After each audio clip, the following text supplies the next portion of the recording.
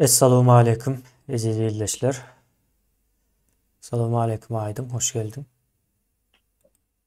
Salam kemiğine selam vatandaşlar. Aa, O kemiğine aydılar. Aydın bugün tamamlanmayan arkayın gürleşmeli bir temamız vardı. Onu bugün ikimiz yine şunu gürleşeli. E, e, Mecliste terör var arada bir entek saatler gürleşildi. Biz bunu bir arkayın öz arı gürrün yağla edip aydıp berelde seha o tayda bir proses yağlak gidiyordu. Biz giderli. Köp sorular dörendir. Mende de dörödü, sende de dören olmalı. Şu zatları bir ayıl sayıl etsek, hem şu tayda ildeşlerimizin hem sorularını alsak şu arada. Türkmenistan'da terörçülük ve ondan korunmak mesele şu. Şimdi o tayda o terör nemesi var, ondan sonra korunmak meselesi ikisi ayrı ayrı bir zat yönü. Bizim yadayımızda şu ikisi bir ara gelip dur. Indi şu an için bir ara geliyor. Gelmen o bol bilen ok mu ya da başka zatlar var mı? Yine şu an gururun edecek Aydın. Sen başlasan ben gönül sana sözü vereyim. Kemin onu birazcık bugün onda e, düyüklü ya da çumurlayın Hmm. o hakkında bilgi edelim. Soruların dönemenin sebebi şu yani çumurluk yok deyince sonra yüzde aydın geçiliyor yani düğüne giremiz yok ya da seyredemiz yok içkili. Berden de o terör meselesi terörçülük o bağır ediliyor o mesele elimde zaten. Indi nädip boranmaly diýilen soraw barda. Müňlerçe ýyl mundan aslında o sorawyň jogabyny insanlyk berendir we bilýändir. Nädip boranmaly hakynda. Ýöne bizde Türkmenistan içinde bilinen okşa zatlar. Olan yani bilim derecemizden ya da eğitim derecemizden eğitim verilen okşa zatlar hakkında ve düşünülmüş hiç şeyi yok. Aslında çağlar biliyor o meseleni. Nädip boranmaly. Indi goro meselesi diýende birinji men kirleme ellenlerine yankı tertip düzündür. Tertip düzün. O näme bilen üçin edilýär tertip düzün. Kanunçylyk bilen üçin edilýär. Indi esasen hukukçylarymız bilýändir, tarihçiler hem bunu bilýändir, gatygy bilýändir yankı community ondan sonra society diýip geçýär. Ya da näme bolýar topluluk. Doğru. Sonra O toplum yankı cemiyet diysek gene son yanlış oluyor. cemiyet. Community kiçirek bir cemiyet manysına geliyor aslında. Hava. Yok. Ön şu tarihte şu yerden başlıyor bu arada. Yine kızıklı yere. Hava milyonlar Küçük adam bolman son. hava. Küçük toparlarda boğranmak başlıyor. Neme var şu boğranyalar? Boğrak islendik. Yani tabiatın onların başına getirip bilecek hoplarından başlayıp yırtıcı hayvanlar olsun. Çünkü öz içinden çıkıp bilecek toparlara karşı boğranmak için yörüyte bir näme instrument diýip ama instrument diýse dogry eden bilemem. Gural Kural ya da geliştirilýär. Gural bolan ýalar o guralym tertip düzgün guralydyr.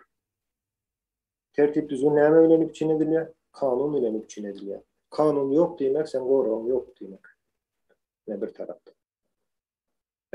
O kanunlar ine tarihte yazılıpdyr mı? Yazılan däldir. Ine şu günün ýöne bir zadaýdan kanun vardır. Ine erwet sözler aýtmak köpçülikde qadağandır. Ýöne şoň yazılan yeri yoktur hiçbir yerde de. Erwet söz aýtmak qadağan diýip yazılan yeri yok. Ýöne aýdylanan, ulanmayan sözler köpçülikde ýa-da bir saçanyň başynda haýsy sözler ulanylýar. Şol zatlara üns berýändir adamlar. Erwet sözleriniň ulanylmagynyň sebebi şol sözün gelen yerinde düşünjede gelýär diýip şoň ýalyk bir näme var. Teoriýa var. Şoň üçin erwet sözler köpçülikde çağalaryň ýanynda esasen käbir sözler ulanylýan däldir. Näme üçin? Gora üçin, başga hiç sebäp üçin däl.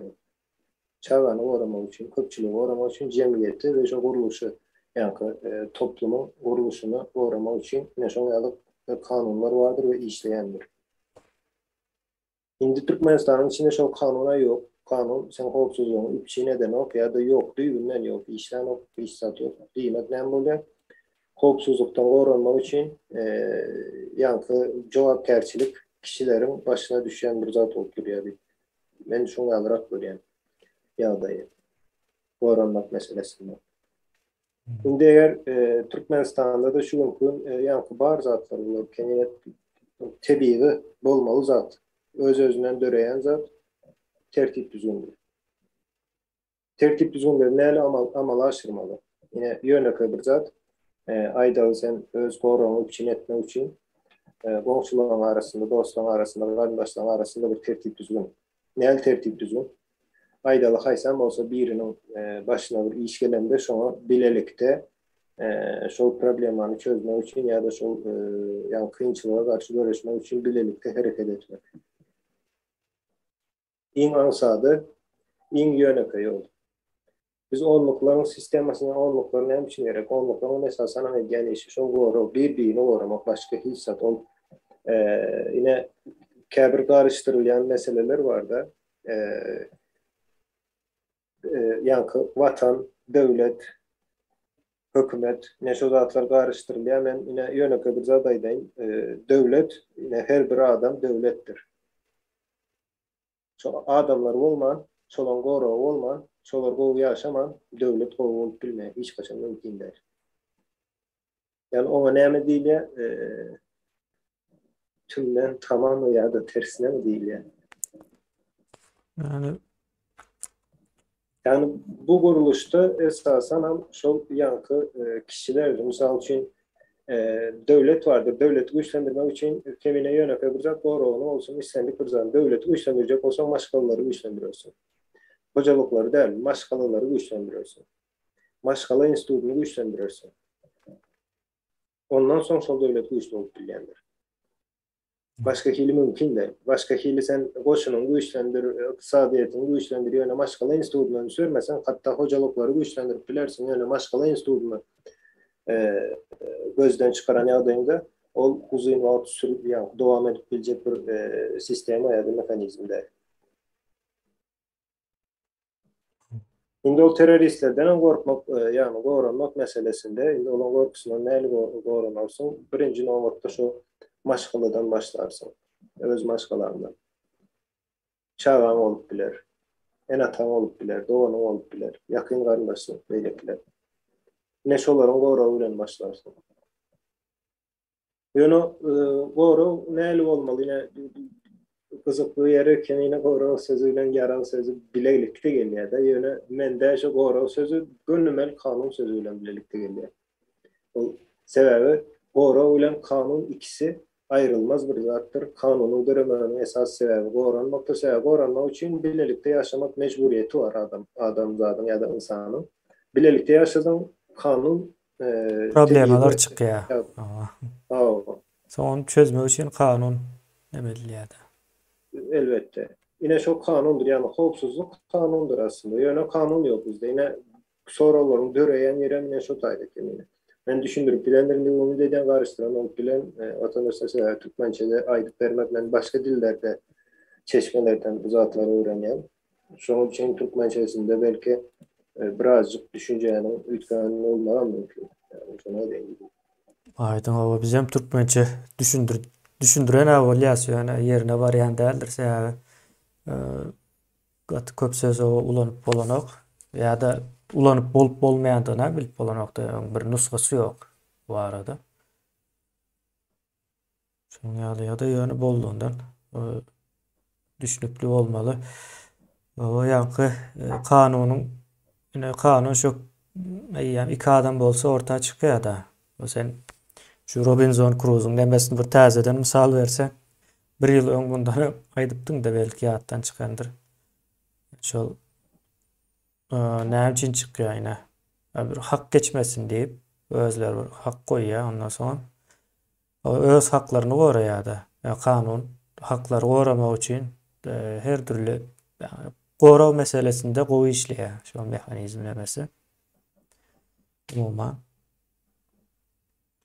Şu demeyen ben özüme ayıp bereyim. Aydın ben seni gürledip durmayın. Şu Robinson Crusoe'da yine 5-nji gün biri bilen tanışýarda. Indeýis, dolýarda Kızılderili. Nemede rus dilinde gören bolsaňyz o kinony Pyatnitsa diýilýär. Friday diýilýär inglizçe gören bolsaňyz. Ýa-da Jumada diýip alyp bilersiz, o Juma günü.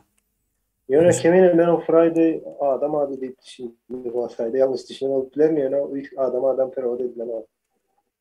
O şonuň ýaly bir neme ada goýup durýar, ýani şu günleri ýazarlayan bolmaly da şu günüň nemesine bolmagan makbal. Soň ine şonda ine iki adam boldular. Ondan öňe ýekejözi ýaşaýar Robinson Crusoe. Düzgün tertibi ýok da özüniň bir rutin durmuşy bardy, o aýratyn. Soň ikinji kişi gelen wagtda ýani düzgün tertip girizip başlaýarlar diýip aýdym. Geçen ýyl bir gürrüň berdi. Hakykatdan menem gören wagtym o zatlary üns bermäpdim. İlk başta girizen oklar Problema çıkıyor soň girizen. Yani hemen üstüne gidiliyor. Problem solution diye bir nane vardır. Son üstünde özleren bilen o aslında yani kanunun çıkacağını ya da çıkkan o zatları ne özlenen yani tebiği ya da diye açacak olan zatın tebiği dörüyor. Ya şu ara atnaşyň esasında döreýän bir zat da şu ara atnaşyk dörese kanunam döräýmeli okman suratda. Belli bir haklar, hukuklar talap edýär iki tarapam ya da köp tarap. Şonuň ýaly bir ýagdaýy bar. Inde aýdym men bu şu Türkmenistanda kanun näçin işlemeýär diýip bir näme taýýarlayan ýönente elimde ýok. Şoň içinde de bar soň käbir tarih nämelerine garaşdyrdym da. Kanun sözüniň özü bir Grek sözü eken. Araplara geçýär, Araplardan hem bize çelli geçipdir de yani aýlanyp. Yani cedvel diýmek, gamış diýmek, ýa uzun düz tayak diýmek ekende ýa da dogry tayak. Şoň ýaly bir manysy bar eken. Onun bir giden tarih var ýöne.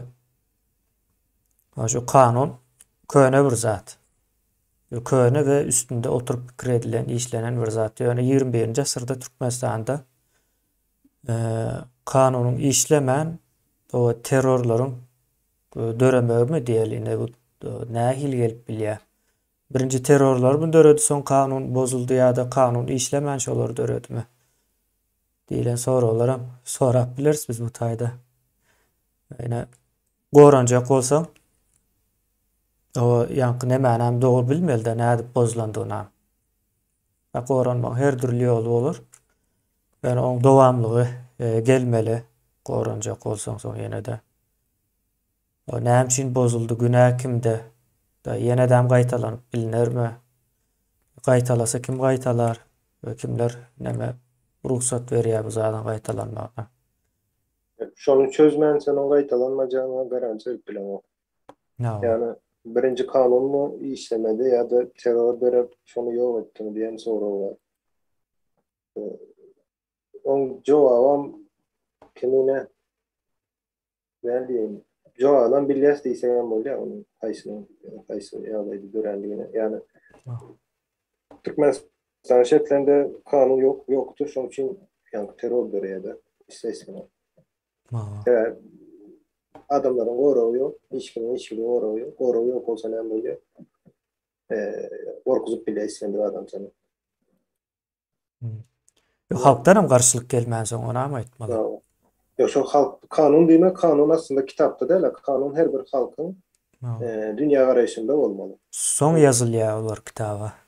O kitaba soň ýöne düşündiriş üçin ýa-da bir nusxa görnüşinde ýazylýar. Ýöne ýazylan kanunlaryň hemmesem her bir vatandaşyň dünýä garaýşynda ýa-da her bir vatandaşyň ýa-da durmuşynda bolýan zatlardan ibaretdir kanun.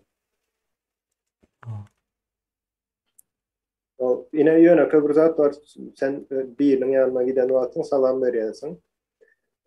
Saglygyny soraýansyň. Garşyndadan jogap berýär we ýani salamy kabul etmek bar, näme on tertip düzgünü bar. Şu zatlar haýsy konstitusiýada ýazylan.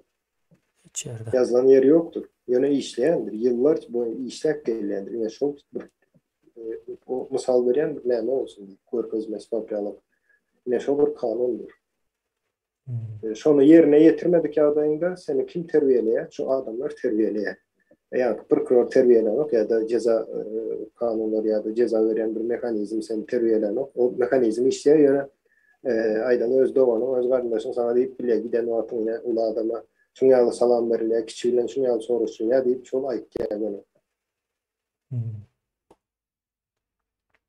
O şu işleme işi o hayran kaldırıp bilýär-de daşyndakylarym görüp hayran galýar. Nädip bolýar diýär-de. O O işläni ok kanunun ýanky indi bir taraplaýyn bolmaýar o ýanky kitapda yazyldy diýip ýanky aýdyşyňy işlemeýär. Kitaba da soň gelýär o jemgyýetde. Ha kitapda o yazılandır bardır häzir Türkmenistanda ona kamuflaj üçin bir döwlet nemesini görkezýärler-de. Ine Türkmenistanda döwlet bar. Dolandırış bar diýmek üçin ýoksa hakykatda ýok o zatlar. Şu kamuflaj üçin gerek olara halkara nemede. Arkaýyn ogurlyk edip bilmekler üçin, pullary çykarmak üçin, döwletiň halkyň gatyna çykarlar o zatlar pullara. indi şu yine kanun ne için teröristler kanunun yokluğu sebebi döredi diýip aýtýan sebebi yine gökde boşunu bilýärsen nämizem. Şol döwür Türkmeniň kanuny bardy. Yazılan değildir belki. Belki yazılan olsa da biz onu mümkünçiliğimiz yok edendirler. Yine yönepe bir zat şol dövür belki yani tarih çeşmeler eser edende yeniş kazanırız diyen düşünce yok. Yani Türkmen tarafında yeniş kazanmak yağlık bir düşünce de yok. Yöne näme için var? Şu toprağı için canlı vermene şoňalyk bir öz ara kanunu var. Her kimin kellesinde toprağı için canım verir, vatan için canım verir diye. Yani toprağımı alıp bilmersin diye no, alıp bilersin yani birinci meni öldürüp son al diye. Yani bu kanunu şol döwürde işleyen eken. Häzirki şondan soň Niýazow bolsun ya da Gurbanoğlu bolsun, şol döwür orus nämese padşasynyň Paşas. güýji alyp, güýji ýok agly. Yani şol döwürdäki padşaň güýjüni şo yani dünýäniň hem ýagdaýyna seredip teknologiýany we belleki şertlerin ýagdaýyna seredip şol padşah güýjüyle şol döwür Türkmenlerin güýjüni deňeşdir. İkisiniň arasyndaky ýanky tapawudy gören wagtyň şoňa garşy ýani gorap bilýän ýerini, topragyny we şoň üçin söwüşip bilýän bir millet bar berde. Ýöne ondan soň Niýazow gelip bizim kanunumuzy, hakymyzy elimizden aldy diýmek, Niýazowyň şonça güýji bardy soragyny. Yani şu onun yanında ne ama bu ikisini deňeşdirmek bilemek näçe derece doğru. Yani bu üçlen alınan zaten verdi hiç kimi yani şu kanunu bilmän, hak hukuku bilmän, hiç kimi soraman, talap etmän ve şoňa hiç kimi düşünmän. Hatta şu zadyň barlygyna da bilime aýyrsaň sen jemgyýetden bilime aýyrsaň kemine ol düşünje meselesindäki zatlary görüp bilen oklar. Dine yani el bilen tutup bilýän zatlara bar diýip pikir edýär beýlik zatlaryň bolar hatta duýgu ine mertebe ondan soň näme bar şahsiýet bu zatlar dine düşünjede bolýandyr. Mawa. Soň gelecekde o boljak zady çak edip bilmeýär. Gelecekteki mysal üçin nesli kim häzir nesliniň aladasyny edip ber. Hiç kimse neslini görüp bilen ok, elinden tutup bilen entek yok, entek doğulan ok diýil o çağlar. Şolaň aladasyny näme üçin etmeli diýip pikir edýär bular. Yani bilim aýrylan ýer şoňaly bolýar. Ol belki yani agyr gelip biler ýöne şonu aýdaýyn bilim aýrylsa adamdan ol hayvandan hiç kim tapawdy ýokdur. Düýbünden ýokdur. Onu görüp görürse. Adamda yankı merhamet diýilýär. Garşysynda aýdaly bir kyn ýagdaýda birini gören ýagdaýynda şoňa kömek etmek ýalyk bir nämeleri bolýar adamyň. Ýöne bu bilimli adam da bolýar. Ýöne Türkmenistanda kän şaýat bolýar, staýanky doktorlary bolsun, polisiýasy bolsun, beýlekisi bolsun, mätäç adamlar bolsun, şolara hiç hili sereden özlerini başga hil görýärler, hasap edýärler, ýani olara ýyrtyjy haýwan özlerini şoň ýalyk bilýärler. Ýyrtyjy haýwan beýlekler hem ýanky olar tarapyndan iýilip bilinýän haýwan ýalyk görýärler. İslendik eline wezipe ilen adam şoň ýalyk bolýar. Yani bu näme diýmek? Hiç hili bilim bilimsizlik. Bilimsizlik o gaty köp zadyň o problemasydyr. O bilimsizligiň hem ýa-ni Indi sebäpleri bol. kemine men berde bir kontrol eden sesimi o verilýän. Gelýär, Öyle. E, indi yankı näme gireli, ine kanun yok diýdik, kanun bizi goranok. Indi sonra gelip çykýar. Onda ne edip goranmaly? Näme aýdyp geçeli? Kanun insanlar köpçülük döredýändir kanuny. Ine şu gün kanun döredilmeli olsa, ol yani köpçülükten başka hiç kimin şonu döretmene hakam yoktur, kompetensiyası hem yoktur. Mümkün hem de. Döreden ýagdaýynda da işlemez, on peýdasy ýok, döretmez ady. Ine şoň üçin bu halkyň bir güýjüdür, kanun döretme güýjü. Olam halkda vardır, ine köpçülükde vardır ýankı. O kanuny kim üýtgedip biler, ertirki geljek ýankı nesiller üýtgedip biler, özüne göre üýtgederler. Olar ýa bizim işimiz däl, garradan ölüp gitdiň ýene bir zat olar ýaşamaly. Ve şoň üçin olar üýtgedip biler o kanunlary. Biz hem şu gün ata-babalarymyzyň ýazyp giden kanunlaryny üýtgedip bilýäs. Indi bu kanuna goranok bize o kanunları özara kanunları döredip bilýän onluklaryň her biriniň öz kanuny, öz tertip düzgüni, başgalaryň öz tertip düzgünleri bolup biler goranmak üçin.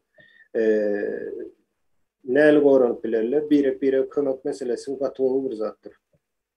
Ben öňe bir misal berdim, ýa-ni onluk bolsa, onluğun içinde hukman 10 adamın içinde problem bolsa bolýar. Sende birinde bir problem bardyr. Şu problemany çözmek üçin bilelikde hereket edip görün.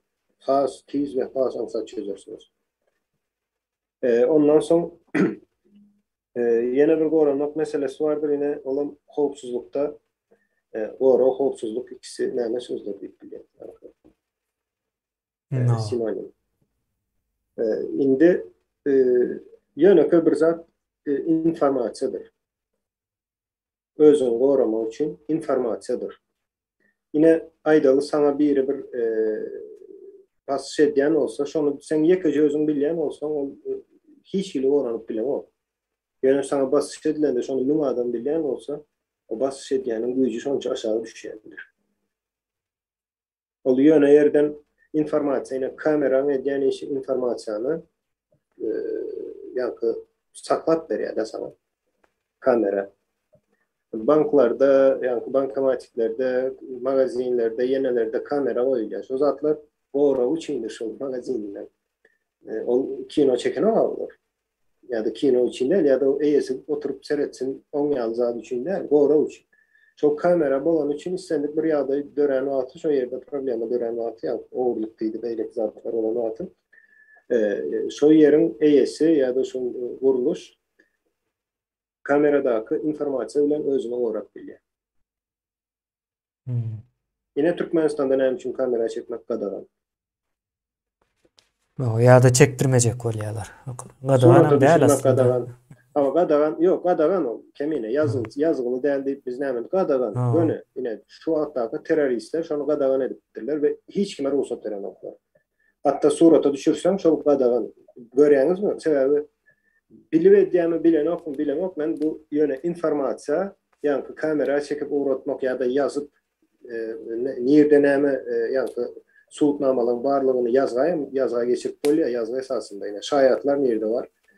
Olar barlanyp bilinýän bir çeşmelerden sen yazgyna referans görkezip bulan bir informasiýa görnüşidir. Şoň ýalyk informasiýa ýa-da surat düşürmek informasiýa, kamera düşürmek informasiýa, şol informasiýany dargadan ýagdaýynda gorku ýok bolýar. Şoň üçin olar sana kamera çekdiren, suraty düşüren. Gorkuny aýyrmak isleýän oklar. Goranmagy isleýän oklar. Sen şonu eden ýagdaýynda sen eýen goranýan diýmek. Olaram isleýän ok, sen goranma diýär. Açık men şu wagt terroristler şol aýtýan, ine ýyllar boýunça bize düşündürüp gelýän nämesini terjime edip aýdyp berýän milli dilimizde. Kamera çekme diýmek sen goranma diýmekdir. Ýöne köýgüzar. Sebebi olan hemmesem goraw mehanizmidir. Informasiýa hemişe goraw mehanizmi bolandyr, bundan soň şoňaly boljakdyr. Indi bu terroristlerden goranmak üçin özlere kanun diýen olsa göni aýdyp bilersiňiz. Sen kimdir biri sen öýüňe gelip bir zat diýjek bolsa sen öýüň içinde öýüň daşyna sen kamera çekmen bilýän suraty düşek. O sen hakyň. Şaýadam çağırıp bilýän ýanyna. Hmm. Bu ýöne bir önemedir ýa-ni goranmak mehanizmi biridir. O kän entek ýene ýadymyza düşenlerinden aýdyp bereriz. Ine şu arada kimine senem öz nämen belki ýalňyş bilýändirin, belki işe yaramaz diýip bilýän bolsaň şu zatlar. Yani kamera çekmek, video O, çekmek ya da bunu özün video çekip yani YouTube'da koyup bilersin. Instagram var, ondan sonra ne var? WhatsApp'ta özün video çekip koyacaksın. Onu hukman birine uğratmak yalıp düşünme. Uğratsanız uğradığını bilirsiniz. Uğratsanız yine köp adam görüp bilir. Özünde 30 sanık kontaktın olsa birinde 1000 sanık kontaktı vardır. Şuna uğradırsın, ol paylaşır. hmm. O goranmagyň gaty dürli ýolu bar. Ýani kimden goranjagyňa bagly ýollara. Bizdäki terörist topardan näme üçin gorkýarlar? Türme basýar ýene bir zat. O näme sözler bar da. O türme şu wagt olar üçin gaty uly problem bolupdyr. Türmäň içini saklamak ýene näme? Sebäbi her wagt duydansız o barla gelip biler korkusy bilen bu zatlar o kän ileri giden ok olarda. Mesela türme hakynda gatykän maglumatlar ele geçti. Bular barlanýa, izarlanýa agyr näme temalar türme barada mesele. Şonuň üçin jemgyýetiň hawa türme baradaky demesem üýtgäp başlan bolmaly gaty giňden ýaýrady. O türmelerde bolup geçen zat ýa-ni jemgyýet meselesine öwrildi de. Jemgyýet meselesinde köp zat ýa-ni gizlenip saklanyp bolmaýan däldir, arkaýynam edip bolýan däldir. Soňra kamera barady, hürrüň berdiň. Muştaýda da bir ýyldaşymyz kommentariýa ýazypdyr, türkmen kameradan gorkýar diýip. Ýa-ni adamlar kamera düşmekden gorkýarlar. Ve bu hakyky ýakynda bir näme geldi, ýine kamera düşürjek diýse, gaçyp gidýärler. Ýani maskan ýok, iştiraf töletjek diýip gelseler. Şonuň ýaly bir ýagdaýlar bar, ýani kameradan halk däl, adamlar diýip aýtsak umum bolýar, ýani teröristler has köp gorkýar. Ýine entek yaraga gelen okta goranmagyň bir näçe ýolu bar. Yani kimden goranýanyna bagly. Yani yaraga gelmänkä inde şol kamera, yani sosial media ya YouTube nemesi gaty uly gorku bolupdy oralara. Yani aňyr tarapy gorkýar. Bu zatlardan gorkýar ýani. Gorkuzýar ýa-da çekinýärler atlarynyň ekranlarda eşitilmeginden gaty gorkýarlar. Şonuň ýaly bir gorkulary bar. Ýani kamera meselesi ýene şonu ýerine ýetirýär. Ona o gowet ýerine ýetirýär. Ýene teröristlerden goranmak meselesi bu bir. İkinciden o hakyny gözleýän hakyna ikinciye geçmänken şu informasiya meselesi, informasiya.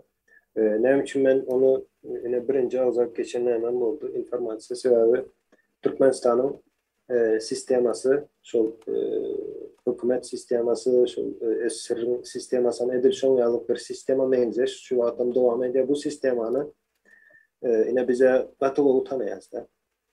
İnformasiya diyez. İnformasiyanın önüne geçmek için bilgili, yani donanımlı değil ya da cemiyet bilen işleşip ve cemiyete gatı analiz edip bilen spesyalistler gerek. O spesyalistlerin yetişmem için azından 20 yıl, 25 yıl vaxt talep edýändir. 20-25 yıl yani eğitimi olmalı. Eğitimi ve tecrübesi olmalı. O çağalıktan hesaplasan aydan 25, 32, 35 yıl alıp vaxt gerek. Şonu alıp spesyalistin yetişmem için. Türkmenistan'da näme etdiler? Bilimi ýok etdiler. Ýöne habar ýok, bilimçiň özüne gerek. Şuň gününe informasiýany ýa-da informasiýanyň ulanylşy we şoň kontrolyny üçin edip bilýärmi? Edip bilen oklar. Ýene aýtjan da bulary kamera görse gaçýarlar, kommentariýada ýazýar diýen. Kamera görse gaçýan olsa, ýene şolar ýok. Aslında olar kameradan gaçmaly däl. Olar näme etjäni bilmeli şol kamerany görenler. Ine şoň üçin men informasiýa diýip aýtjam. Bire informasiýa bermek. Goňşyňa beýleke bilýän zatlaryny agtarmak, geçirmek, düşündirmek. Bu zatlardan ol teröristleriň goranma mümkinçiligi ýok. Ona garşy olan hiç bir ýarag ýok. Sebäbi ona garşy ýekece ýarag ýene şoň ýalyp informasiýany ulanyp bilmekdir. Ulanyp bilmek üçin yetişen kadrlar ýa-da spesialistler bolmaly. O spesialistlerin Türkmenistanyň şertlerinde ýa-da SSR-iň şertlerinde döreme mümkinçiligi ýok. Sebäbi sistemaň işleyişi şoň ýaly. Ýalňyşlyk bilen dörese de ýok edýärler. Yanlışlık özleri dören özleri hiç sad etmeye yanlışlık bilen bir iki sene sonra adam dören ýagdaýynda da derreo şonu hop bilip ýok edýärler. Yani şol bir wagtyň özünde de özleren goroksuz aldy. Şu gün bu zatlara o terörist toparan gaty gowy düşünýändir. Gaty gowy düşünýändir. Biz o şoňaly etdik ýöne bu belli zada. Şoň üçin informasiýa hawa kemine ikinciye geçip bilersin. O ýanky ikinci mesele var. O adamlar problemalar var. Problemalaryny çözüp bilenok. O problemany diňe köpçülige çykaryp çözüp bolýandyr. Näme üçin diýip sorasaňyz, o problema diňe bir adamyň problemasy däl. Problema Türkmenistanda o sosiolojik diýip aýtjak. Ýani bir adam işsiz bolsa, o öz günäsidir diýip hasap edilýär. Ýöne ýurdun içinde o yarımdan köpüsü işsiz olsa, yani 70-80% adam işsiz olsa, demek Türkmenistan'da ullakan bir problemi var. Bu problemana iş gözlep, iş tap verdiğip onu çözüp olmaya nemelerine de yeten nokta. Maksatlarına da yetip bilmeyeler hiç iyi yani iş meselesinde. Indi bunu dile getirip başlamalı. Başladılar am. Yine soňky aýlarda bolýan ekrana çıkıp o kömek soramak netijeleri yine aýdym. Ýani sen aýtdyň, bilimsiz goýuldy. Jemgyýet o çüýredi, çökdü. Yine şu zadyň netijeleri. Yine şonda o nem etmek üçin, şu meseleni çözmek üçin ekrana çıkan adamları ilk wagda o gorkuzjak bolup görýärler. Aýdym. O gorkmasa o soň kömek edip görýärler. Ýöne kömek etsem onuň soňu gelen nokta. O taýda da o bir havos bolmaly, hökman suratda çykaýmaly. Şu taýda o ýani sistema işlemän almaly. Soň bu terror topar näme etmeli bolýar? Ýani garşylyk berip çözmeli boljak. Başka alajy ýok, elinden gelýän neme ýok. Ol yer çalışacak da. Aydın. Bu gezek o halk korkyan olsa ertir bir gün o korkacak, o korkusundan etmeyecek zatı yok da. Her türlü o yani terörçülük demesine de girip bilirler. Bunlar neme? Çaklama yönü. Beylek taraftan yani kiçi nemelere ele alan vaktim. Sahy Murat üçin o kömek jemlendi. Bir günün içinde gerekli miqdary o jemlenip bilindi. Soň aňyrda ýanky operasiýasa muhta gelýärdi. Başlama soraýarlar doktorlar gelip. Gaty hor ekeni, ejiz ekeni, operasiýa yaranok diýerler da. Şonu aýdyp çykdy barır ejesi. Iň soňky çäre. Ýani hiç ýerde ses eşitilmänden soň iň soňky çäre hökmünde ekrana çıkmalı oldu ýöne. Ekrana çelli bu zat bilinen nokta ýala kabul edilýärdi ýa-da iň azyndan bilinen ok hökmünde. Soň indi o polis işgärleri aýdym ine olaram pul berýärmişdi. Çaltyrak gutul diýip. Ine bunuň ýalamy işläp bilýär sistema. Olamayan kameranyň güýji. 2,5 minutluk kamera. 2,5 minutluk kamera deyip geçmeli derse o taýda Türkmenistanyň içindäki ýagdaý suratlandyrylýar. Bir däl, iki däl ýani nowatda garaşyp duran şunu ýaly müňlerçe, ýüz müňlerçe waka var. Bular ekrana çykdykça, bu ýaýradykça bu problemalar soň çözülmeli bolýar. Ýani ol kanun döreýär aýdym umuman şonu aýdaly. Kanun ine şu taýda döreýär. Ýa-ni goranma nemesine geljek bolýanda ýuwaş-ýuwaşdan. Ýa-ni terrorçuluk hereketleri. Den ýa-ni goranma geçe özü. Ýa-ni bu guruluş taýdan ýa-da yapysal diýip aýdaýyn. Yapysal hereketler şu taýa gelýär özü. Ondan soň ýa-ni o polis işgärleri hem beýlekler hem hemmeçe o tarap ýütgetmeli bolýar. Ýa-ni çaltyrak gutul o jigim diýip pul berişleri ýalyp şoňa öwrülmeli bolýar mejbur. Ýa-ni neme bar o pagon işgärleri haçan halkyň tarapyna geçecek diýilen sora bardyr. O ýa-ni teröristler o haçan o halkyň tarapyna geçer. Ýa-ni terrorçylygyny goýup diýilen neme öwürsegen bolýar muny. Bu ine şu taýda öwrüljek. Ýa-ni hak hukuk talap edildikçe olaram terörist bolmaktan çıkmalı. Çıkýar ol neme tebii ýagdaý şonuň ýaly. Çıkaýmaly. Ýa-ni hak hukuk ýa-ni aýdan nemesine baglajak bolýan. Kanun ýoklugy üçin şu teröristler döredi diýär-de. O kanunyň ýoklugy o halkyň talap etmeýänligi. Kanun karşılıklı talapların netijesinde döreýär. Biri şunu etjek diye beýleksem yok şunu edip bilen diye iň soňunda orta nokot tapylýandyr. Meseleni deň taraplayın çözýändirler. Ya hiç kime o ziyan gelmeyecek şekilde diýip aýtsam bolýar. Bu taýda da ýa-ni polisler näme üçin kömek edýär? Şu wagtda çel hawary ýokmudy. Hawary barty bilýär sähe. 3 aýdan bäri ylgap berýär maşgala. Yani kanun bu taýda näme girýär? Olam nädip ýa-ni kameranyň güýji bilen kanun döreýär. Aýdym biz o gatagır gurrun edýäs belki ildeşlerimiz informasiýa diýip geçelim ama yok bu çuňur olmasa gene näken ýüzleýän Mehmet Bäýlany. Şu kamera diýip geçme informasiýanyň güýji şol vatandaşlara edilýän işte. Indi polisiýa meselesine o polisiýa diýäs, ýöne polisiýa bolsa yani polisiýa sözüne eýe we şol felsefesine eýe bir şahs polisiýa bolan ýagdaýynda o gidip ona pul bermeýär. Gidip şoň hak hukuky bozulany bolsa ve sen jogapkärçiligindeki bizde ne uçaskowy diýil ýa. Şoňa alyp wezipeler bardyr. O sen jogapkärçiligindäki vatandaşlaryň biri bolsa şoň hak hukuky bozulupdyr, sen onu goramak üçin şo ýerde oturýarsyň. Haýsy doktor edipdir, haýsy bolniýa edipdir, şoň baryp sorap bilmeýän bolsaň sen polisiýa däl, mümkin däl, bolma mümkinçiligi ýok. Şoň üçin terrorist diýeriz. Özüň hem sen polisiýa bolman nädip ol polisiýanyň luwasyny giýip bilýän? Nädip? Yok, o polisiýa diýip biz muny sıfatlandyrýas aslında.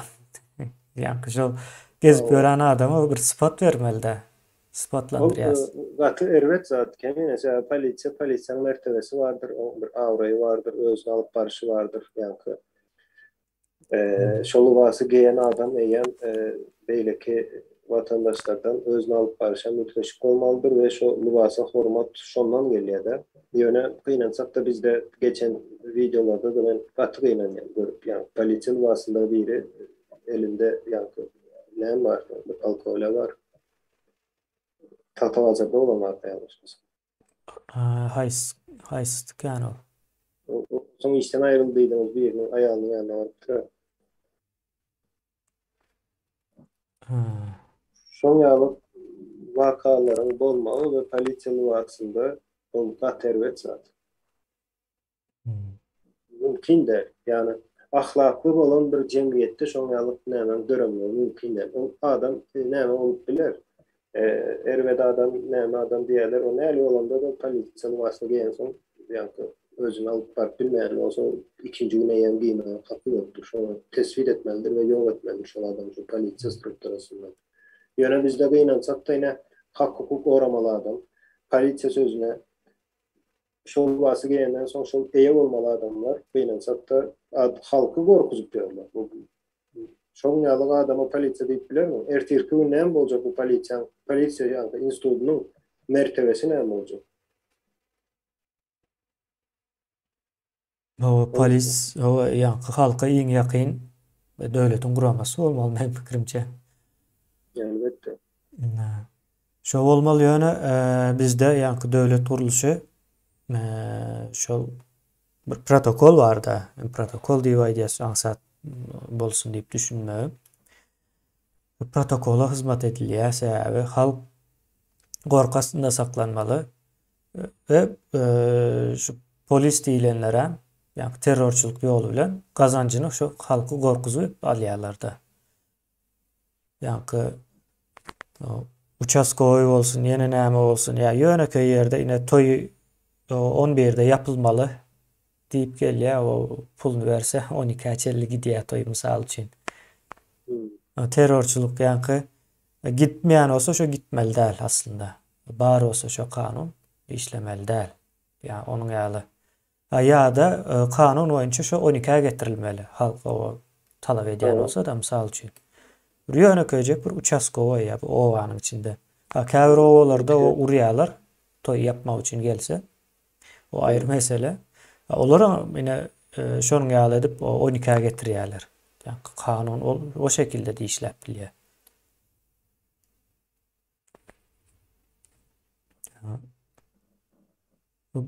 Bu problemalary çözmek aňsat o 30 ýyllap bunyň ýaly edip o dowam etmänem bilerdi.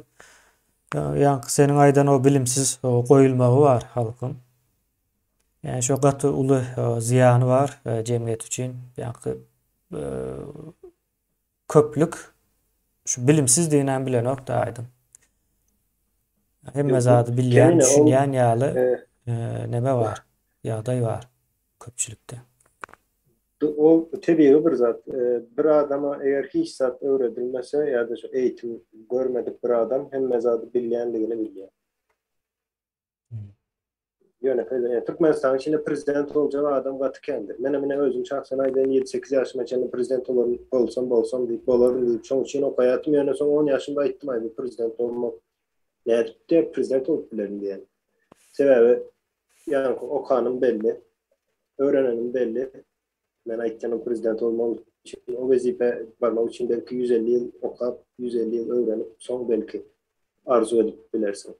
Ýöne 7-8 ýaşyňa arzu edip bilýänse pikir edýän hem baryntaýdy.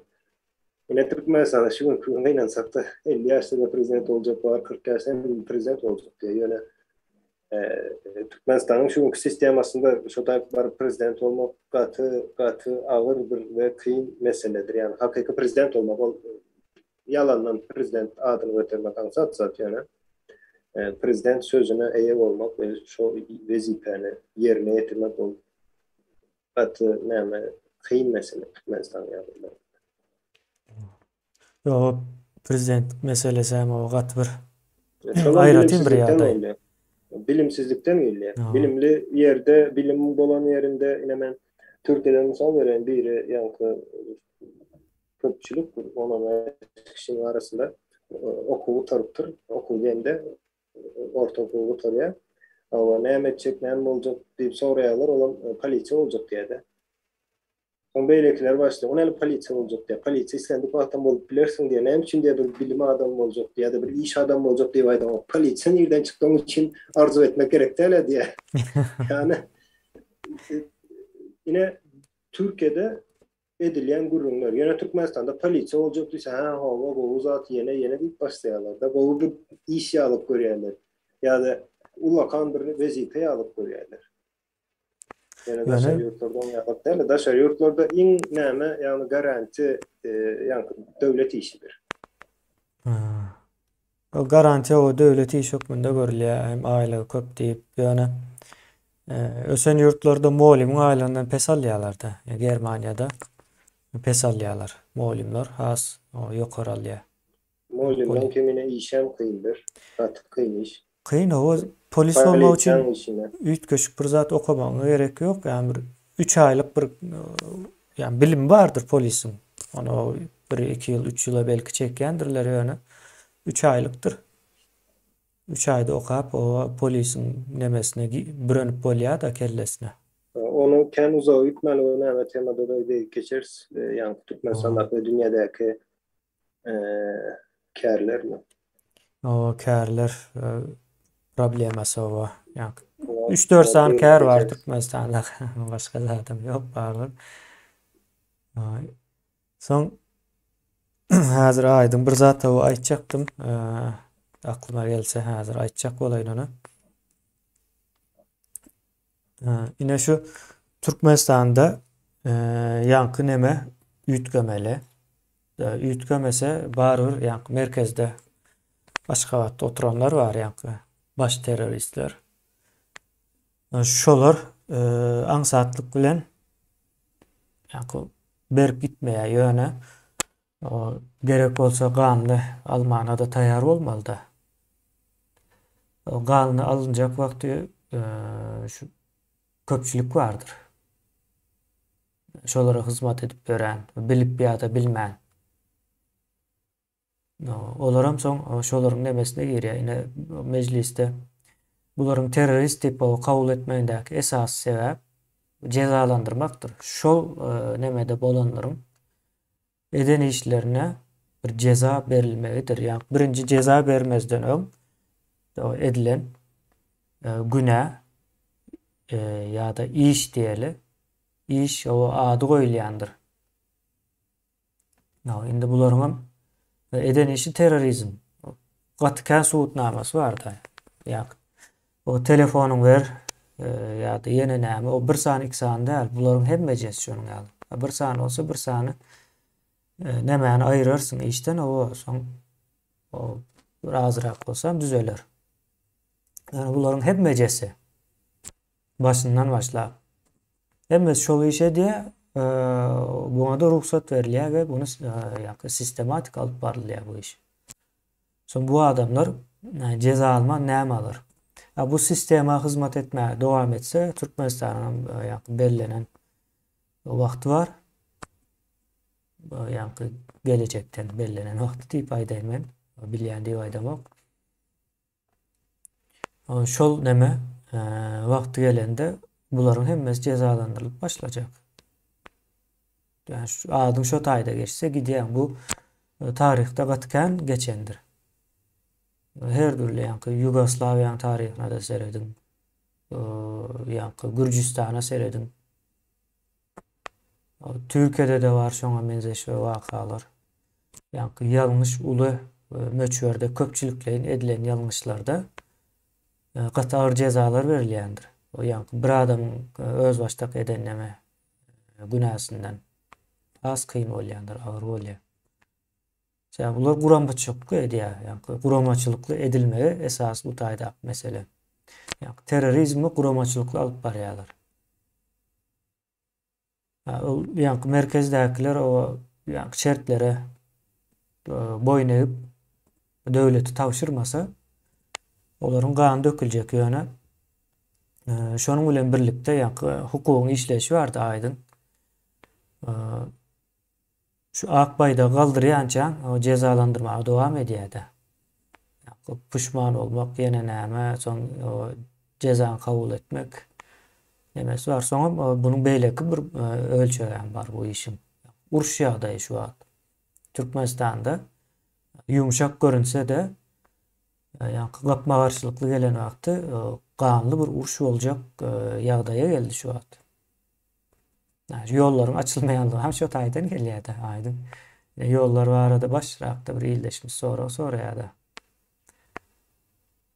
Yolların açılmayanlygynyň sebäbi şol. Yani yüz yüze gelinen wagty kan döküljek. Kimiňem bu taýda ýitirjegi belli şonuň üçin. Gizlenip öýüň içine girip gapyny gulplap saklanyp duruşlary bularyň. Ya gapyny gulplasaň ama aç alarsın. Çıkmalar sen o taýdan ýa-da üçüncülüğün tamamlanýar. Onam o azalýar sana. Bu zatlar o ýörep dur Türkmenistanyň içinde gynansak da ýa-da aslında gowur näme gynansak diýip aýtmagam gerekde bu taýda gowur zat. Näme dipdir ine Hasan Sabah nemesi var da aýdyn. Galası var eken Alamut nemesinde, depelerinde. Alamutun ama manisi bürgütmüş, onun ya bir manisi olmalı. Şu dine bürgütlerin uçup barıp bilyen yeri manisine geliyordu gala. Çolam şu tayda aslında gücü yok, yani galada saklanyan ekende. Girip Hmm. hem üçüncülüğünü o tamamlaya, yani şonun kan belli ürereçelliği diye Mongollar alıyor da şona. Yani Selçuklu devletini yıkan bir neme de topar, küçük bir topar. Yani şona Mongollar alıyor sebebi. Mongollar gava alıyor da emişe de. Yani nemeden kesip alıyor. Stratejisi şonun yalı. Bunu bize edemiz yok, bunu özleri diye. Özlemi qabaxtayı. Özlerini gava dur şu an yollarım 2,5 yıl bolup geliyor deyip hesapladı bunu. O yapık olmağı. Yani o halka bir yerden o ağırlık beriyendir. Yani halk tükenyen zat değildir. O halk o horgalyandır yani son kıyıska vaktin içinde güçlenmen bilyendir yani. Dünyada ne için bir diktatörler, yanlış hükümetler ya da zalimler neme yitirimi oldu da darvadı, yok edildi. Olan tarihlerine seyredip gör, bu diktatörlerin yaşama vakti yine internet çıkandır. İnternet dören son onların yaşama vakti kıymalı. Mümkünçilikleri azalıyor. Ona adamların hem ehli toplumun, cemiyetin düşüncesi onun elinde olup biliyor, diktatörlerin elinde. Ya da son yankı diktatör sistemalarının elinde olup biliyor. Yani internet çıkan sonra yani şunu kontrol edip bilemek var aşağı. Vatan haberlerini neçe adam görüyor. İnterneti neçe adam görüyor yine sonra. Ha. İnterneti demek halkın ses kanalında internette istendik ki türlü malumatlar ve yani internet ulanıp baştan son dünya Türkmenistan'dan ibaret değil deyip bilip başlayanlar. Başka zatlara mı var? Ya da men bilyenlerim yanlış eken deyip başlayan. Olayı yemleyemediğimek yankı diktatör toparlar hemen kontrol bilemem. Düşünceni. Hava. Diktatör da düşünceni ne için kontrol ediyorlar kemine? Adamlar sonra bu işi deyip fikir ediyorlar. Aslında belki bu işi değildir. Belki hiç sattır o. Aslında hiç men bilen o. Yani kellemde ne olsa o position değil İngilizcesi. Yani hemen görüntü terminolojisi var. Position demek ne demek? Kellemde istendik bir kuruluşu neyle görüyen. Yani bu kuruluşun pozisyası değildir. Sen kellemde yakidir. Onun Kellen için ne içindeki işten ya? ornu. Hava kellemin içindeki ornu nehili. Nehili seyredeceğim. Hmm. Yine bu yöne köbür nemedir. O tarihte kendi soğutnamalar. İn nemese yine Gitler vardır. Gitlerin nemesi. Yani Germanya, Berlin, Almanya çeline sol eskerler hatta pikir edip bilen oklar. Şu Gitlerin yenileceğini pikir edip bilen oklar. Gözün etip bilen kelledeki pozisyon nerede? İn yok orada. Yani Germanya dünyadaki büyücü. Şolduğu aydalı Anglia var. Yani İngiltere. Esir var, Amerika var böyle de. Şolardan hemmesinden güçlü deyip hasaplaya. Esker şoňal hasaplaya. Näme üçin şoňal hasaplaya? Onu parlak gören adam değil. Yöne şoňa berilen maglumat, informasiýa, yani media arkaly. Diňe şol kellesine näme goýulupdyr da üstün ırk. Öldürsen ömelen ok bu Germanlar. Şoňaly edip düşündirilen soň olaram şoňaly kabul edipdir ve ölýänçe şoňa anyk geçýärler. Bu hayran aldy bize. Niye Ha. diktatörlerin güýjü nereden gelýär? Şu Uza ekonomine yani ay bular diye hissat edip olmaz diye yine başında hesap verenler gören de poliçen yenen elinde aruca hatta ahranın elinde de arucası vardır. hmm. Sonunda da berde halk korkuna başlardı. Hava. Az Onların ne vaktin için? o yara meselesine de geleli. Katım yokum bir Bravo. neme. Yani Türkmenistan'ın içinde nerede siz şu an alıp poliçen elinde yani avtomatik aruca olsun ya da böyle ki yeke atayan pistoletleri, yeneleri gördünüz Türkmenistan içinde. Yok şu zatlar. Yöne kellemizde var. Kellemizde näme ay olur bu işli bir yerde kaptanlı dur o näme Big Brother nämesinde katı ol düşündürýär onu. Arkanda dur diye de yani näme. Hmm. So, Berdi Muhammed bizim arkamızda seyredip duran ýalydyr hemmemiz. Kellemize şonu goýdular. Kellemizde şonu düşündirdiler. Şoň üçin şoň ýaly pikir edýäs. Başgaça bolup bilmez. Ýöne ona näme üçin pikir edýäs beýnansak da biz şo kellede butunu hiç barjalarymız ok, açamız ok ya da täze bir zat goýýarmyz ok da şo taýda. Hatta şona Sorunsuzluğum var. şu adam kontrol edip ben hayran olayım. Yine Haysan bolsa bir näme Türkmenistanyň içinde ya da Türkmenistan'da bölýän wakalary aýdyp başlasa, olam nämen aýdyp başlasa, hakykat aýdan ýagdaýynda adamlar şu hakykatdan göle gaçýar. Ýöne sen diýine ay bizim ýurdumuz awa gül ýalyp biz gatomot ýaşaýas, iň baý döwlet diýsen sen dinleýijiň köpelýär. Sen bilen gürrüňdeşlik boljak ýa-da adamym köpelýär. Söhbetdeşiňem köpelýär. Yalan aýdan wagtyň köpelýär. Ine bu beýniň bizde ýa-da näme urnan bir nämes. Biz ine bu zatlarymyza goranmaly. Ya da biz hakykat aýtmak, ýene bir hakykat aýtsaň watan dönügi diýerler. Watan dönügi diýmek aslında yalan aýtýan adam watan dönügidir. Watan meselesinde aldayan olsa biri, ol dönük olur, başka näme bolup biler. Yani watan dönügden çok toplumun dönügi diýip bilersiz ýa-da döwletin dönügi. Watan dönügi bolmak mümkin der benim pikirimçe. Yani Vatan dönüklük dönüğü diýen ýalňyş zat.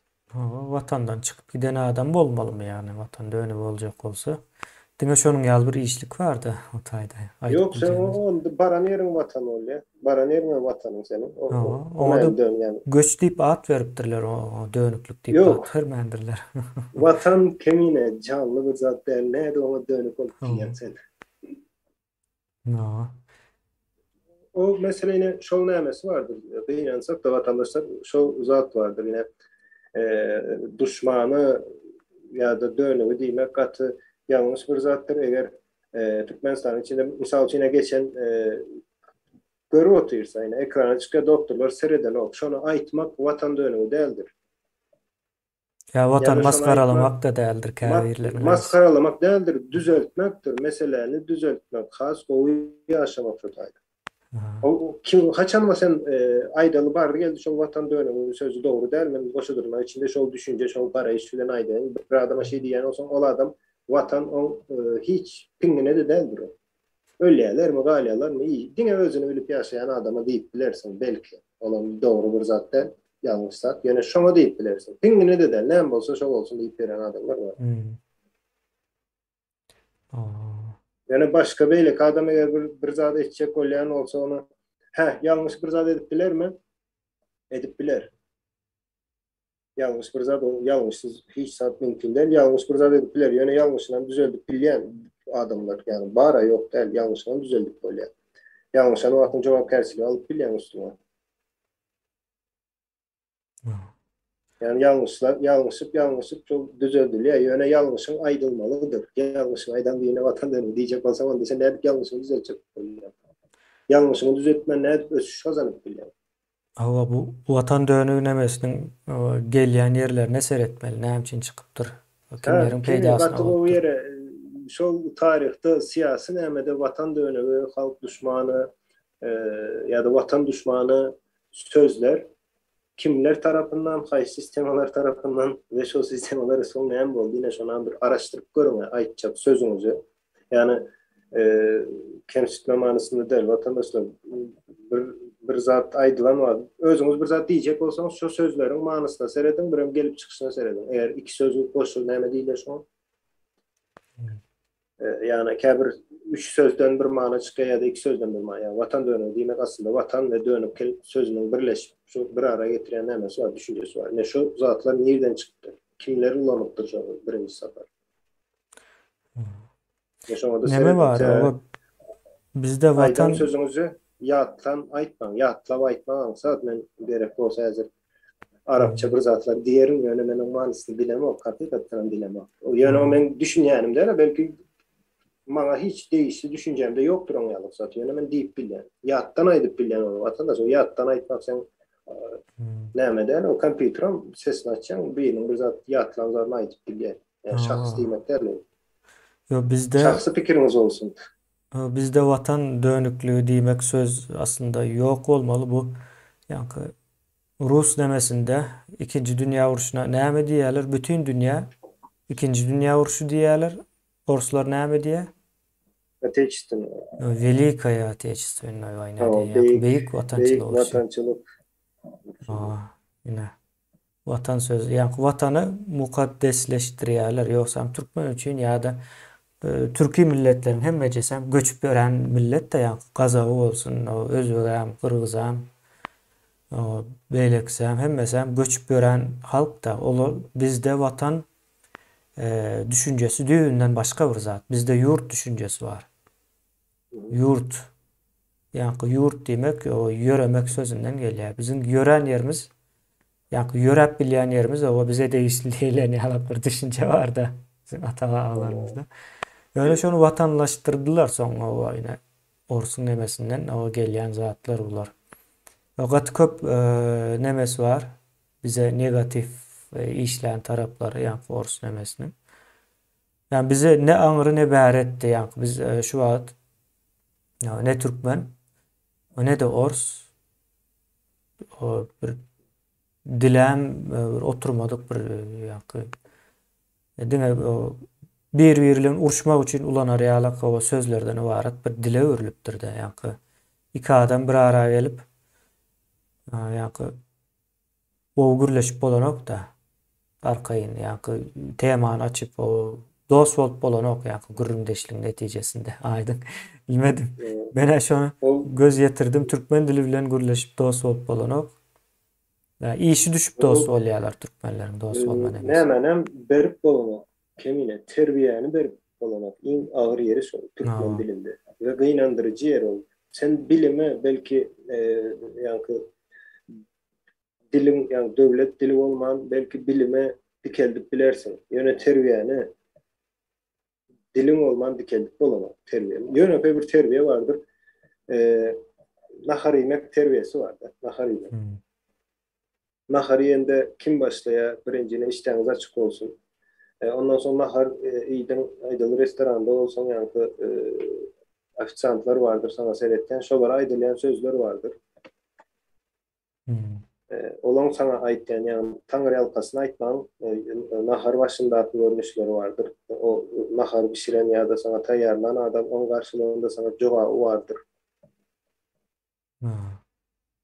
Yine şu memeler kıyınansak da bizde mümkün değil. Şu Türkmen dilinde şu terbiyeni vermek. O düşüncenem başka yerine geçirip bolanok. E, Şonuň üçin o gaty çalt ýa-ni öz arasında tartışıp uruşup bilýän ekenler onu kan o şahit bolduk ýöne o düzelýär bu zatlar ýa-ni dil gaty möhüm zat o bizde de öldürilen. Ya rus dilem okayan adam üçin o gowuldur belki medeniýetlidir ýöne ýa-ni komünist döwründe de adamlar köp okap ýören oklar. Yetiştirilýärdiler ýöne özüni östürüp okan adam yok. Ona ýakşy aýtdyk. Üýtgeşik bolsaň sen ýok edýärler. Üýtgeşik köp okan adamy üýtgeşik bolýar barýar. Şonuň O üçin okuvu kemine okuvu yani siyaset okuvu verip bilmeyen mümkün değil. nawa Komünistlere yine yönetmeyi seyredip gör nemesi vardır yani e, felsefe fakültetlerde programmalarını analiz eden vaktin Engels vardır bir Karl Marx vardır. hmm. E, Neme var? Kim? Weber yoktur. Nawa. Indi sen özüne aydalı bir sapak verýän, sapak verýän, o sapak bilim berýän. O bilimin içindäki hemme şahslara wajipdir. Mümkin değil ayırmak birini. Birini ayırsan ola ýen bilim bolup bilme, mümkin değil. Ýöne bular şeýle özleriçe, yani özüne ziyan verip biljek düşünjeleri ayırýarlar ve berýärler. O diýmek näme diýmek? Ine bir guş var, ýöne bir ganatyny goparýan, soňra uçdy ýani. Nire çıkdy uçdy? Ya, hazır fizikany öwretňäs, fizikada mysal üçin Newtony ayırdyň da fizikada. O O ayırdyň. Einstein seni halas edip bilýärmi diýip soraýarmy? Einstein bilen sen nireçe gidip bilersin? Nireçe gidip bilersin? Newton. Düşünümen bilmeyen şu var. Einstein'ın yankı nämesine düşünümen bilmeyen. Newton ayırsan. Hmm. Yani ayrılan o var. Yani ayırmak mümkün derse yani. O zatlar edil şu yani daşın üstüne yazılan yazıdır. Ayırmak mümkün değil. Ayırdın mı daş bilen bilelikte ayırmak. Şu bilim bilen bilelikte yok etmeni bile. Eğer öğrenmeyecek olsa. Hmm. Yine problemlerim şu yerden çıkıyor. Araçsalı Türkmenistan'da da hazır. Yani kitaplar hem mesela filtreden geçiriliyor, veriliyor. Hmm. İnsan şu oluyor. O indi aydın men bu dil nemesine yak bizim teröristlere bağlayın. Yine terörist sözü doğru koyulmasa yak şuların ediyen işine o ediyen işinin edil özüne yak domuza näme diyersiniz? Domuz diyersiniz de. Şu näme deyip sonra sorar domuz diyersiniz de. Ya adı bilen tutuluyor da yak emme zat adı bilen tutulmalı. Türkmenistan'ın içinde de yak yine terörist vardır. Onu hükümet yani diktatör sözem gavat gelýän däldir. Diktatorlara yani Gitlere misal berýärdi aýdyn hemişe. Şu Gitler hakyky diktatordur ýöne. Şu milleti e, bir başka bir derece çıkaran adamdır. Yani erwet o gowum erwet o nemes tartışmasyna giremek, o mesele bilen o gyzyklanamak ýöne başka bir derece çıkardy şol Gitler. Bizde millet yok edilýär. Yani içinde o kamplar var. Adamları yürüyüp öldürmek için, akıllı adamları yok etmek için kamplar var. O bu akıllı adamlar kime tezkel veriyor, kime ziyan ediyor? O Türkmene ya da Türkmenistan'a ziyan vermeyeceği belli. Akıllı adamın hiç açanam ne öz yurduna ne başka bir yurduna ziyan vermeye ya. Akıllı diyelim soğutlu adam manasında. Ya yok edilenlerden köpüsü soğutlu adamdır o tayda. Yani kimin peydasına oluyor bu tayda? O başka bir o imperialist bir devletin peydasına oluyor olmalı. Başka şekilde nemesi yok. Onu yankı suutnamalar bilen görkezde odan depani kimin gurandygy, birinji kim işledip beripdir. O zaman başka da o yankı nemeler var. İçeri işler ministri nädip işleýär. O arada da ütköçük maglumatlar gelýär. Yankı Ahrananyň ýokary gitdikçe aýdyň ine türkmen familiýalary ýitýän ekende. Yani, Ahrana nemesinde. Ýokary dogry gitdikçe türkmen familiýalary ýitýär. Ýa-ni hiç neme ýeri ýok da, dahylly ýeri ýok bu Orta Aziýanyň familiýa nemesine girenok da hiç biri. Şonuň ýaly bir düzgün tertip bar. Soň biz bunyň adyna o ne diktator diýip bilýäs, o ne zalim hökümet diýip bilýäs. Bularyň ady terörist. Ýene Orus 2-nji dünýä uruşuna o watançylyk uruşy diýip ad goýýar. Ýalňyş, watançylyk uruşy däl, dünýä uruşy, dünýäde boldy, bütün hemme ýerde. Ýa-ni gün dogurunda da bardy, gün batarında da bardy. Ýa-ni şol uruşa girmeýän bir döwlet ýok diýen ýalyk da ýa-da şol uruşa gatnaşmadyk bir o halkdan o bir şahys ýok ýalykdyr. Şonuň üçin dünýä uruşy diýilýär. Ýa-ni dünýä täzeden o şekillenýär şo wagt. O watançylyk uruşy däl, hiç kim o watan nemeden ok o taýda. Soňra bir watan düşünjesi Ýewropada da kän bir ýok. Aýdym mene okan kitaplarymda bir watançylyk nemesi, ýene bir zat den gelmedim men dogruy aýtsam şu Orus nemelerini okan wagtyň goşgularynda da Vatikan geçje, ateistwa diýip ýene näme diýip o goşgy ýatlan wagtlarymyza. Türkmenistanda da geçje şol neme sebäpli bolmaly da. Şonuň ýaly bir nemeler bar. Şonuň üçin biz ýa-ni terörist diýip adlar dogry goýmaly. Oruslaryň ýene nämäni goýan adlary geçersiz ýalňyş bolýar. Ýa-ni terörist diýmek bolan bir döwlet sistemasy. Ýa-ni diktator diýmek başlarsyňyz. Diktator diýmegem dünýäde kabul edilen döwlet sistemasy. Zulüm edýär. O ayrı mesele zulüm edýänligi. O taýýanky aýratyn bir tema diýjek bolýan. Ýöne terrorizm gater bir zat. Ondan guramaçylyk edilýär. Bu zatlaryň üstü açyldykça bu adamlar korkmaly. Bolan zatlardan da. Şonuň ýaly bir agyr ýagdaýlar bolup geçýär Türkmenistanda. Indi ýanky yaraly o tema geçeli aýdym. O yara yara bir sen başda aýtdyň. Yani goranma nemesidir.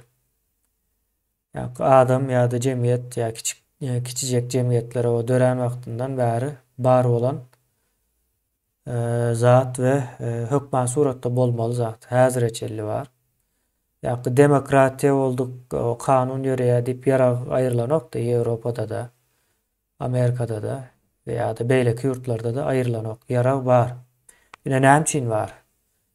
Sonra näme Ýewropa o kanun hemme zat o düşünjäniň ösen ýeri diýip aýdylýar ýa-da bütün şu an global dünýäniň başy ýa Ýewropadan gaýdýar da. Şonuň ortadan pikirlerinden uğralyp gaýdýar.